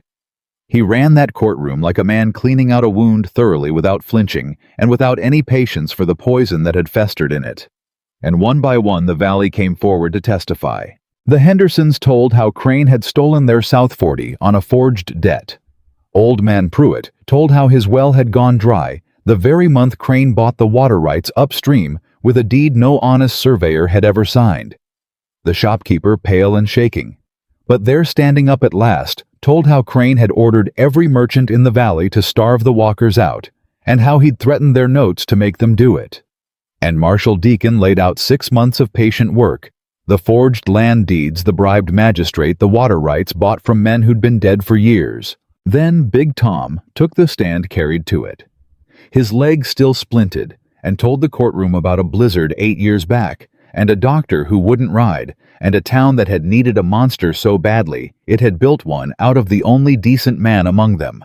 "I stood at my own window that night," Tom said, his big voice thick. "I watched Ethan Walker beg on his knees in the street for a doctor to save his dying wife. And I did nothing. I let him ride back up that mountain alone. And then, God forgive me, I spent 8 years letting folks call him a killer, 'cause it was easier than looking at what I'd done." He turned in the witness chair and looked straight at Ethan.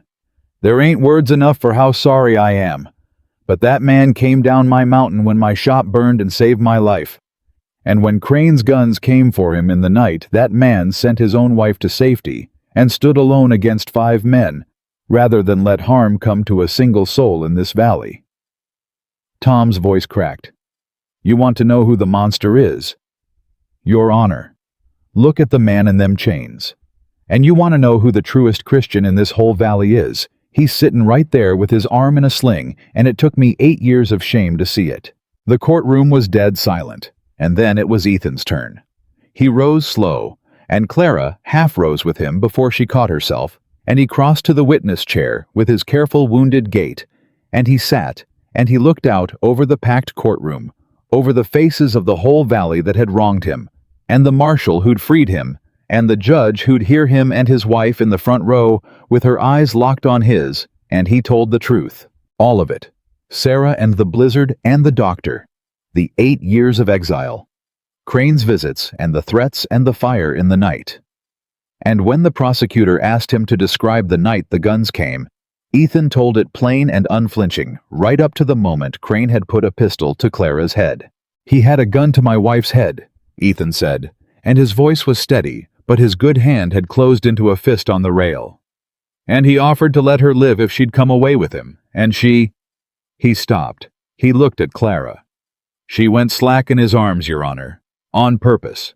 Made herself dead weight so his gun had come off her head, and she screamed at me to take the shot even if it cost her life. That's the bravest thing I ever saw a human being do. And it's why I'm alive to sit here. My wife saved my life by being willing to lose hers. His jaw worked. So when this valley wonders who the strong one is in the Walker house, it ain't me. It never was. Clara was crying openly now, and she wasn't the only one. Silas Crane's lawyer, a slick territorial man, expensive, brought in special tried to break Ethan on cross-examination. Tried to paint him as a violent man, a man too quick with a gun and a knife, a man who'd killed Crane's hired hands in the yard. You threw a knife into my client's shoulder, did you not, Mr. Walker? I did. A man you claim was holding a gun to your wife. A man who was holding a gun to my wife. And how do we know, the lawyer purred, that it was truly self-defense? How do we know you didn't provoke this whole confrontation? A man with your reputation. My reputation. Ethan's voice went very quiet, and something in it made the whole courtroom lean in. You want to talk about my reputation, mister? My reputation was built by the man you're defending. Every ugly word ever said about Ethan Walker Silas Crane paid for or started. So you'll forgive me if I don't set much store by it. He leaned forward, and his gray eyes were hard as flint. You asked how you know it was self-defense. Here's how. Ask yourself why a dozen families rode up my mountain in the dead of night to stand with me against Crane's guns.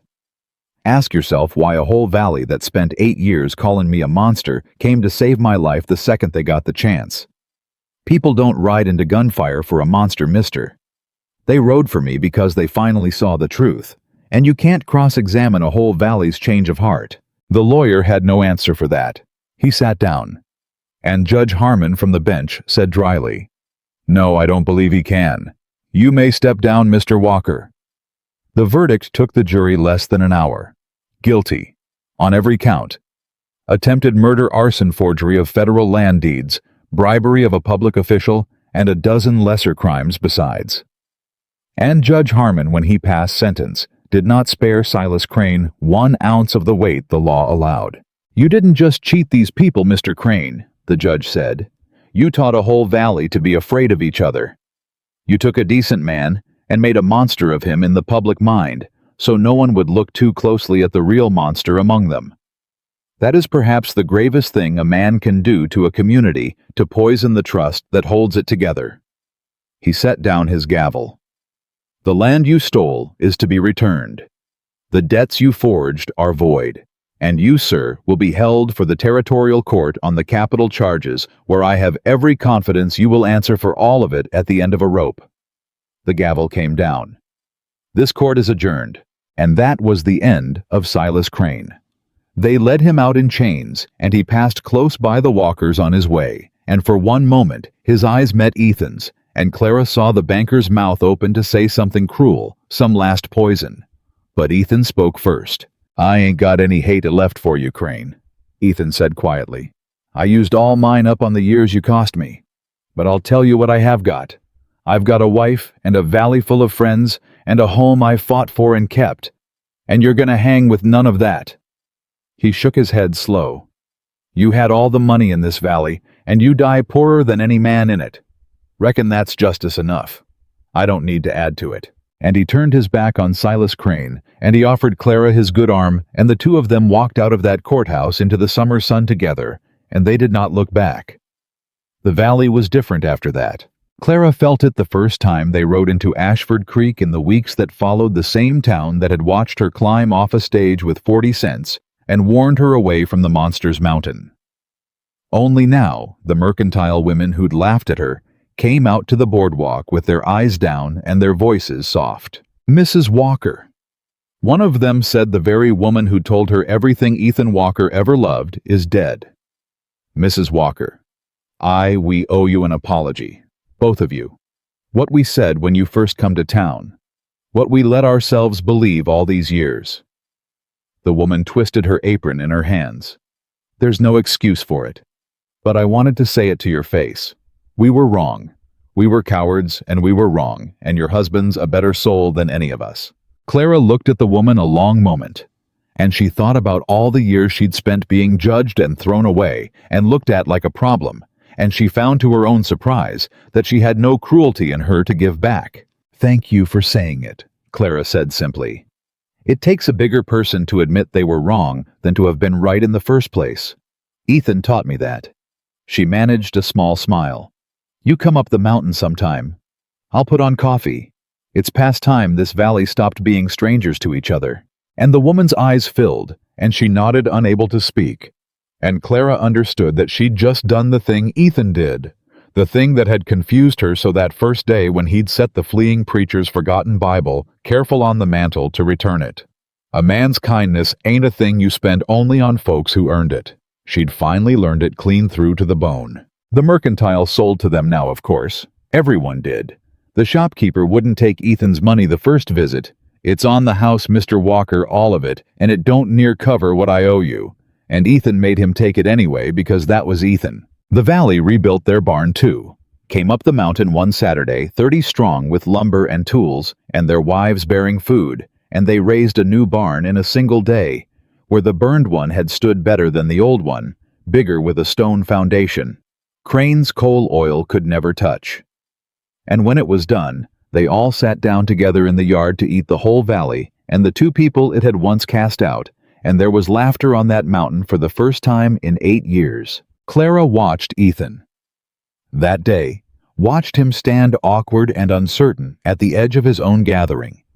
This man who'd forgotten how to be among people, and she watched Big Tom draw him in, and old Pruitt clap him on his good shoulder, and the Henderson boys ask his advice about their stock like his word was worth having. And she watched Ethan Walker slowly over the course of that long golden afternoon. Remember how to be a man among men, how to laugh at a joke, how to belong somewhere. That night, after the last wagon had rattled down the mountain, she found him standing alone in the yard, looking at the new barn in the moonlight. "You all right?" she asked, coming up beside him. "I don't rightly know what I am," Ethan said. "Ain't got a word for it." He was quiet a moment. 8 years I stood in this yard and there wasn't a soul on this earth who'd have crossed the street for me. And today, 30 people built me a barn and ate at my table and called me friend." He shook his head slow. How do you even, Clara, I don't know how to hold something this big. I spent so long with nothing. I don't know how to have this." Clara slipped her hand into his. "You hold it the same way you held me," she said softly. "One day at a time. Careful at first. Not quite believing it's real. And then, one morning you wake up and it's just yours. And you can't imagine you ever lived without it." She leaned her head against his good shoulder. "That's how I learned it. From you. You taught me how to have a home, Ethan. Now the valley's teaching you the same thing. It's only fair." He turned and looked down at her, and in the moonlight, she saw his eyes were wet. "You did this," he said. "All of it. The valley, the trial, the barn, it started with you climbing up my mountain and refusing to be scared of me. None of it happens without you, Clara. And none of it happens without you being worth standing up for, she answered. It goes both ways. That's what a marriage is, I think. I'm only just learning. She squeezed his hand. We built this together. Two people the world threw away, and look what we made out of what was left of us. But there was one more test still waiting for them, and it came as the summer began to turn toward fall in a form Clara had not expected. Not a threat this time, but an offer. It arrived by letter, carried up the mountain by Big Tom's boy, and it bore the seal of the territorial capital. Clara read it twice before she understood it, and then she sat down hard at the table, and when Ethan came in from the new barn, she handed it to him without a word. What is it? He couldn't read it, never had learned his letters past the barest necessity, a fact he'd confessed to her weeks ago with a shame she'd gently talked him out of. Read it to me. What's it say? It's from the court, Clara said slowly. From the territory. Ethan, because Crane's land is forfeit, and because you and I were the ones who brought him down, they're offering us his holdings, the bank, the mercantile, the good bottom land in the valley. All of it. Practically for nothing. She looked up at him dazed. Ethan, we could be rich. We could be the richest people in the whole valley. We could move down out of this cabin into Crane's fine house and never want for anything again. Ethan stood very still. Rich, he repeated. A fine house, good land, money in the bank. Clara heard her own voice and hated how small it sounded. A life without struggling, without the hard winters up here, without any of it ever again. She swallowed. It's everything I never had, Ethan. Everything I ran from Kansas City dreaming about. A soft, safe, easy life. It's right here in this letter. And she watched her husband's face, and she braced herself because she'd learned long ago that this was the moment men showed you who they truly were, the moment money was set on the table. Ethan was quiet for a long, long time. Then he pulled out the chair across from her, and he sat down, and he took her hand across the table with his good one. Clara, he said gently, I'm going to ask you something, and I want the true answer, not the answer you think I want to hear. He held her eyes. When you picture that fine house down in the valley, Crane's house, with his money and his good land and his soft, easy life, when you picture yourself living in it, are you happy? Clara opened her mouth to say yes, and found she couldn't, because it wasn't true. No, she whispered, and the word surprised her even as she said it. No, I'm not. I don't know why, but I'm not. I'll tell you why. Ethan's thumb moved slow over her knuckles. 'Cause that house was built on 12 years of fear and stealin' and forged papers. Every board of it, every dollar in that bank come from a family Crane cheated or a man he broke. You'd never sleep sound in it, Clara. Neither would I. It's a poisoned thing. It's got Crane's rot in the very foundation. He shook his head. And more'n that, this cabin. He looked around the little room, the room where she'd cooked him his first meal, where he'd slept on the floor, where they'd lain side by side learning each other by inches. This cabin ain't much. It's small and it's cold in winter, and I know it's less than you dreamed of. But every board of it is honest. I built the far wall myself the second summer. You made it a home with your own two hands. We fought for it and we bled for it and we kept it. His voice went rough. I'd rather be poor in an honest home I built with the woman I love than rich in a fine house built on other folks' misery. But, he squeezed her hand, it ain't just my choice, it's ours now.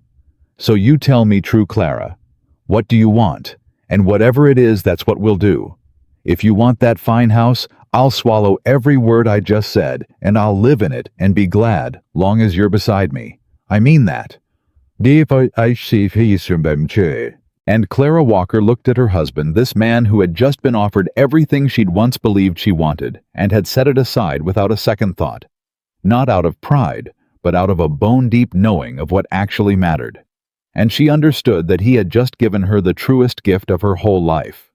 He'd given her the choice, freely, with no hand on the scale. The way he'd given her every choice since the first night when he'd set down the lamp and taken off his hat and slept on the floor. Give me the letter, she said. He handed it to her. And Clara Bennett Walker, who had spent her whole life having other people decide her fate, took the offer of a fortune, and she tore it clean in half, and then in half again, and she dropped the pieces into the cold hearth. "We'll write them back," she said, "and tell them to give Crane's land back to the families he stole it from. The Hendersons 40, Pruitt's water rights, all of it back to the people it was taken from. We don't want it. We've already got everything we need." Ethan stared at her. "Clara, I mean it." Her voice was steady and certain, and full of a joy she'd never known before. "I spent 26 years chasing a soft, easy life, Ethan, because I thought that's what would finally make me safe, finally make me matter. And then I climbed up a mountain to a cold little cabin, and a man everyone called a monster, and I found out I was wrong about everything. Safe isn't a fine house. Safe isn't money in the bank." She came around the table and took his face in her hands. "Safe is you. It's this. It's a man who sleeps on the floor, so I won't be scared, and throws a knife dying to save me, and hands me the choice of a fortune with no thumb on the scale. That's what I was really looking for my whole life. I just had the shape of it wrong. I thought it was a house. It was always a person." She kissed his forehead. "I don't want Crane's fine house, Ethan. I want to grow old in the cabin you built with your own hands. I want to freeze into the winters with you, and sweat in the summers with you, and bury us both up here someday side by side. That's the life I want. This one, ours." Ethan Walker pulled his wife into his good arm and held her against him, and for a long moment neither of them could speak. "You know," he finally managed, his voice thick, "the first night you come up here, I told you I couldn't offer you nothing but my name and a shield against the town. Remember that?" "I remember. I was wrong." He pressed his lips to her hair. "Turns out I had one more thing to give you, and it was the only thing that ever mattered. I could give you a place to belong, a home. Not the cabin me. I could be your home, Clara, and you could be mine. And two people who never had a home their whole lives could make one out of each other." His arm tightened. "That's the richest thing there is. Crane died with all the money in the valley and none of it. And we've got nothing but this cold little cabin and each other, and we're the wealthiest souls in the whole territory. Ain't that something?" Clara laughed against his chest, wet and joyful. "It's the truest thing I ever heard," she said. "And you're the one who taught it to me. A man everyone called heartless turned out to have the biggest heart in the whole valley. They just needed the eyes to see it. And I'm so grateful, Ethan. I'm so grateful I was the one who got to see it first." Outside, the summer was fading, and the first cool breath of autumn was moving down the mountain, and the valley below was healing family by family from 12 years of one man's poison. And in a small, honest cabin that two thrown-away people had made into the only true home either of them had ever known, Ethan Walker held his wife in the fading light and knew with a certainty that 8 years of grief had never let him feel that whatever came next, they would face it exactly like this, together, chosen, and never either one of them alone again. The letter went back down the mountain the next morning, and with it, Silas Crane's stolen valley began to come home to the people he'd taken it from. The Hendersons wept when the marshal returned their South 40. Old man Pruitt got his water rights back and cried like a boy over his well running full again. And every family Crane had cheated in 12 years of quiet stealing found over that fall and winter a piece of their lives restored to them not by charity but by justice, because a broken woman and a hollowed-out man had refused a fortune and asked only that what was stolen be given back. Word of it spread through the valley faster than any fire Crane had ever set. And it changed the way the whole territory said the name Walker. "You know what they're calling you now down in town?" Big Tom asked one afternoon, come up the mountain to help Ethan mend fence, his leg healed enough now to walk on with only a slight hitch. "The two of you—" "Don't reckon I want to know," Ethan said. "The Walkers who could have been kings." Tom said, grinning. "That's what they're saying. The folks who was handed a whole valley on a silver plate and gave it all back to the people it belonged to." He shook his head. There's men in this territory would have killed for what you two turned down, and you tore up the letter and pitched it in the fire. Ethan, you got no idea what that's done to the way folks see you. You went from monster to legend in the space of one summer. I don't want to be a legend, Ethan said. Legend's just another word folks made up so they don't have to see you plain. I had 8 years of being a story instead of a man. I'd sooner just be Ethan. Well, Tom said, and clapped him on the shoulder, the wounded one healed, now strong again. You're a story whether you like it or not, but at least it's a true one this time, and at least it's a good one. He looked out over the mountain. Folks needed it, you know, after Crane. A valley that spent 12 years being taught to be afraid and greedy and small, it needed to see two people be brave and honest and generous instead. You gave 'em something to aim at. That's worth more than all Crane's money ever was. Ethan didn't answer. But that night at supper he told Clara what Tom had said, and she reached across the table and took his hand, and she said, "He's right, you know, about all of it. You believe that we gave the valley something?" "I know it." Clara's eyes were soft in the lamplight. "I've watched it happen all fall. People are kinder to each other down there than they used to be. The shopkeeper extends credit now to families that are struggling instead of calling their notes the way Crane taught him. The mercantile women, the ones who laughed at me, I saw them taking food to old Widow Barlow last week just because she was alone, and the winter's coming." She squeezed his hand. "Crane spent 12 years teaching that valley to be afraid of each other. And you spent one summer teaching them to trust again. That's what we gave them. We gave them each other back. The seasons turned on that mountain the way they always had, but everything under them was different now. Fall gave way to a hard winter, and it was the first winter in 8 years that Ethan Walker did not spend alone. Clara canned and preserved all through the autumn until the cellar was full, and when the snows came down deep and shut the mountain off from the world below, the two of them were not shut off from each other. They passed the long dark evenings by the fire, Clara teaching Ethan his letters at last patient, over the primer she'd sent for the big man, bent over the small book like it might bite him, sounding out words in the firelight, while his wife's hand steadied his under the pencil. "I feel a fool," Ethan muttered one night, wrestling with a sentence. 35 years old and learning to read like a schoolboy." "You feel brave," Clara corrected him gently. "There's nothing braver than a grown man willing to let his wife see him not know something. Most men would rather die than admit it. You just sat down and started learning." She kissed his temple. "You're the least foolish man I ever met, Ethan Walker. Now read me the next line." And he did. And by spring, he could read her the scripture off the mantel himself of a Sunday in his slow, careful voice, and it was one of the sweetest sounds she'd ever heard, a man who'd been called a monster reading the Word of God aloud in a home full of love. It was that spring, too, that the last wound between them finally healed. Clara had told him over that long winter in pieces, in the dark, the things she'd never had words for the family in Kansas City, and what the master of the house had tried to take from her the year she turned 19, and how she'd fought him off and been turned out into the street for it with her character ruined, and the whole story twisted to make her the sinner. She told him why she'd flinched that first night at the foot of his bed. She told him all of it, and Ethan Walker held her through every word, and never once did his hands do anything but comfort, and never once did he make her feel she was anything but precious. And in the healing of that telling, in the long patient months of a man who asked for nothing and gave everything, the fear that had lived in Clara's body her whole life finally quietly let go. She came to him herself in the spring on a soft night when the last snow had melted off the mountain and the whole world smelled of green and new beginnings.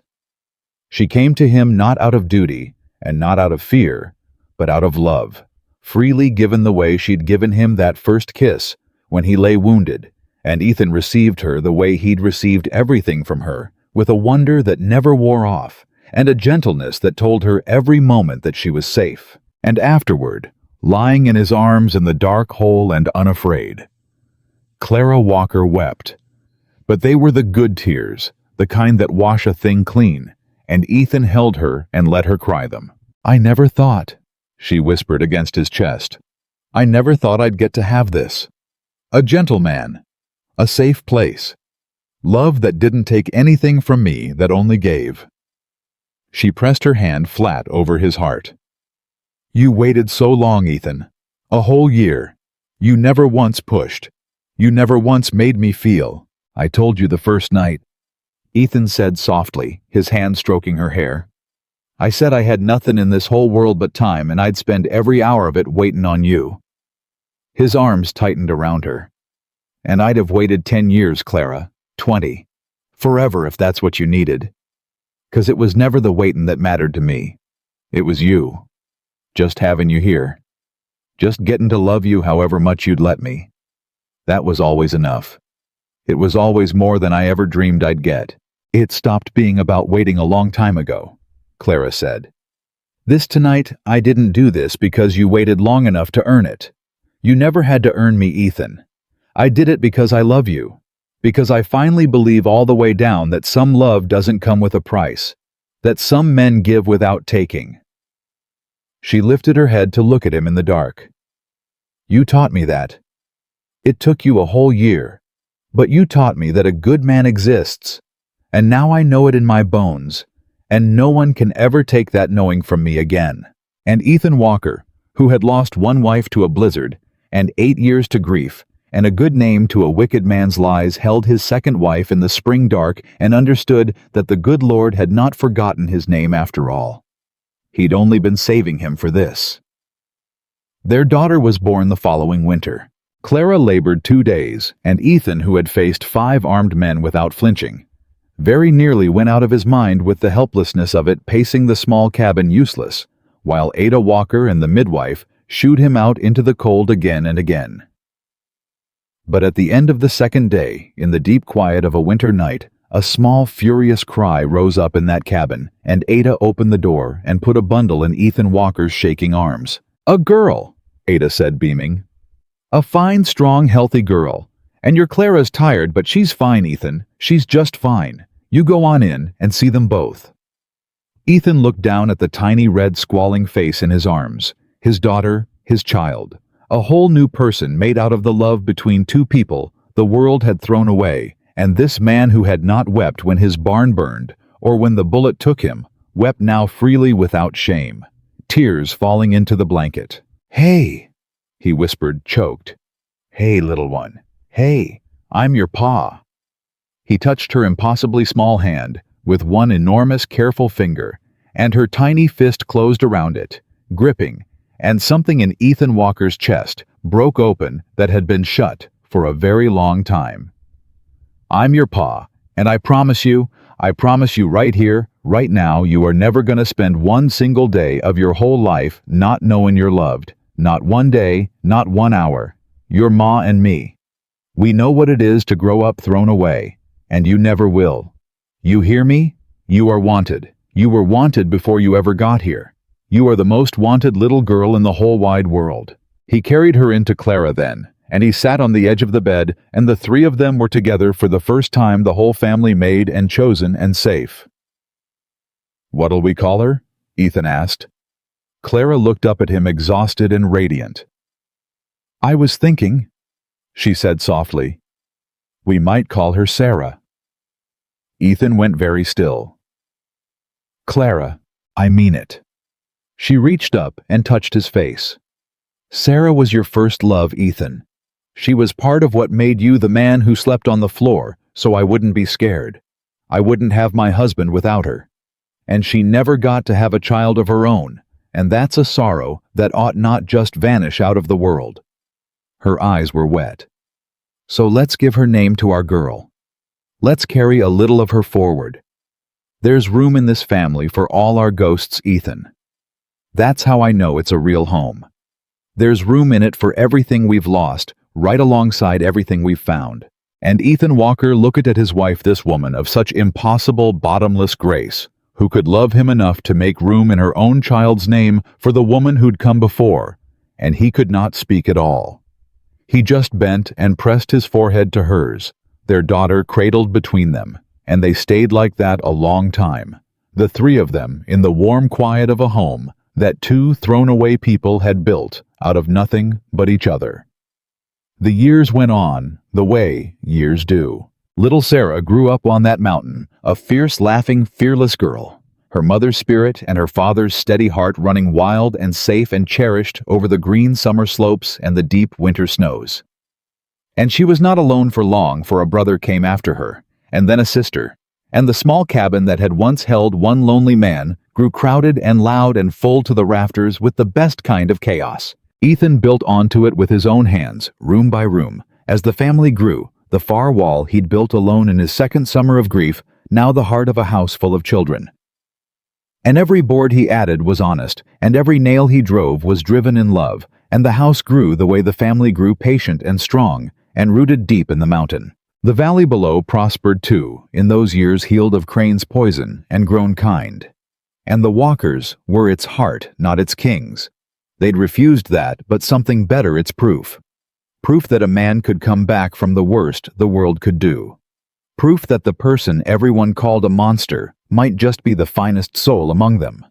Proof that love freely given without price, without taking, was the strongest force in all that hard country. Big Tom lived to a great old age and dandled the Walker children on his knee and told them the story, the true story of how their pa had come down a burning mountain to save his life, and how their ma had knelt in the street to fight for it, and how a whole valley had learned to be brave again because of two people who'd had every reason to be bitter and had chosen instead to be good. And Ethan and Clara grew old together on that mountain, exactly as she'd said she wanted, the very first time he'd handed her the choice of a different life. They froze in the winters together, and sweated in the summers together, and buried nothing between them but the ordinary sorrows of a long life fully lived. His dark hair went gray, and then white, and her hands grew worn with the good work of a home well tended, and neither of them was ever not for one single day of all those years alone again. There came an evening near the end of it all when they were both very old, and their children grown and scattered to families of their own down in the valley, and their grandchildren beyond counting. The two of them sat together on the porch of the house Ethan had built board by board in the last gold light of a summer day, the way they had sat 10,000 evenings before. Clara's hand was in Ethan's, the way it had been that first frightened night in the dark, and the way it had been every night since. "You know," Clara said softly, "I've been thinking about that first day, when I climbed off that stage in Ashford Creek with 40 cents and nowhere to go, and every soul in that town told me to run from the monster on the mountain." "I remember," Ethan said. His voice was old now and slow, but it was still the same voice that had said, "Then I'll wait, ma'am," all those years ago. "I remember every minute of it." "I nearly did, you know," Clara said. "Run. There was a moment standing in that street with all of them warning me, I nearly turned around and got back on that stage." She squeezed his gnarled hand. "Can you imagine if I'd run? If I'd listened to them? This whole life, the children, the years, all of it. It hung on one frightened woman deciding to climb a mountain instead of running from it." "But you didn't run," Ethan said. "No." Clara smiled, and even old Even Warren, her smile was the same one that had undone him across a supper table a lifetime ago. "I didn't run. I climbed. And I found the only home I ever had at the top of it." She laid her head on his shoulder the way she had that night she'd first crossed the foot of empty space between them. "They were so sure they knew what you were, Ethan. That whole valley. So sure you were a monster. And they were wrong about everything. Everything that mattered." Ethan was quiet a while, watching the light fade over the mountain he'd lived his whole life on. "You want to know the truth," he said finally. "For a long time I thought they were right. I thought maybe I was a monster. Not for what they said I'd done to Sarah, I knew that was a lie. But inside, I thought all the good in me had died with her in that blizzard, and all that was left was a hard, cold, hollow thing that deserved to be alone." He turned his head and looked at his wife of a lifetime. "And then you climbed up my mountain and cooked me biscuits and gravy and called me a man instead of a monster. And you were the one who turned out to be right. About me. About the good you swore was still in there under all that grief." His old eyes filled the way they always had, easy, unashamed. "You didn't just save my life the night Crane came, Clara.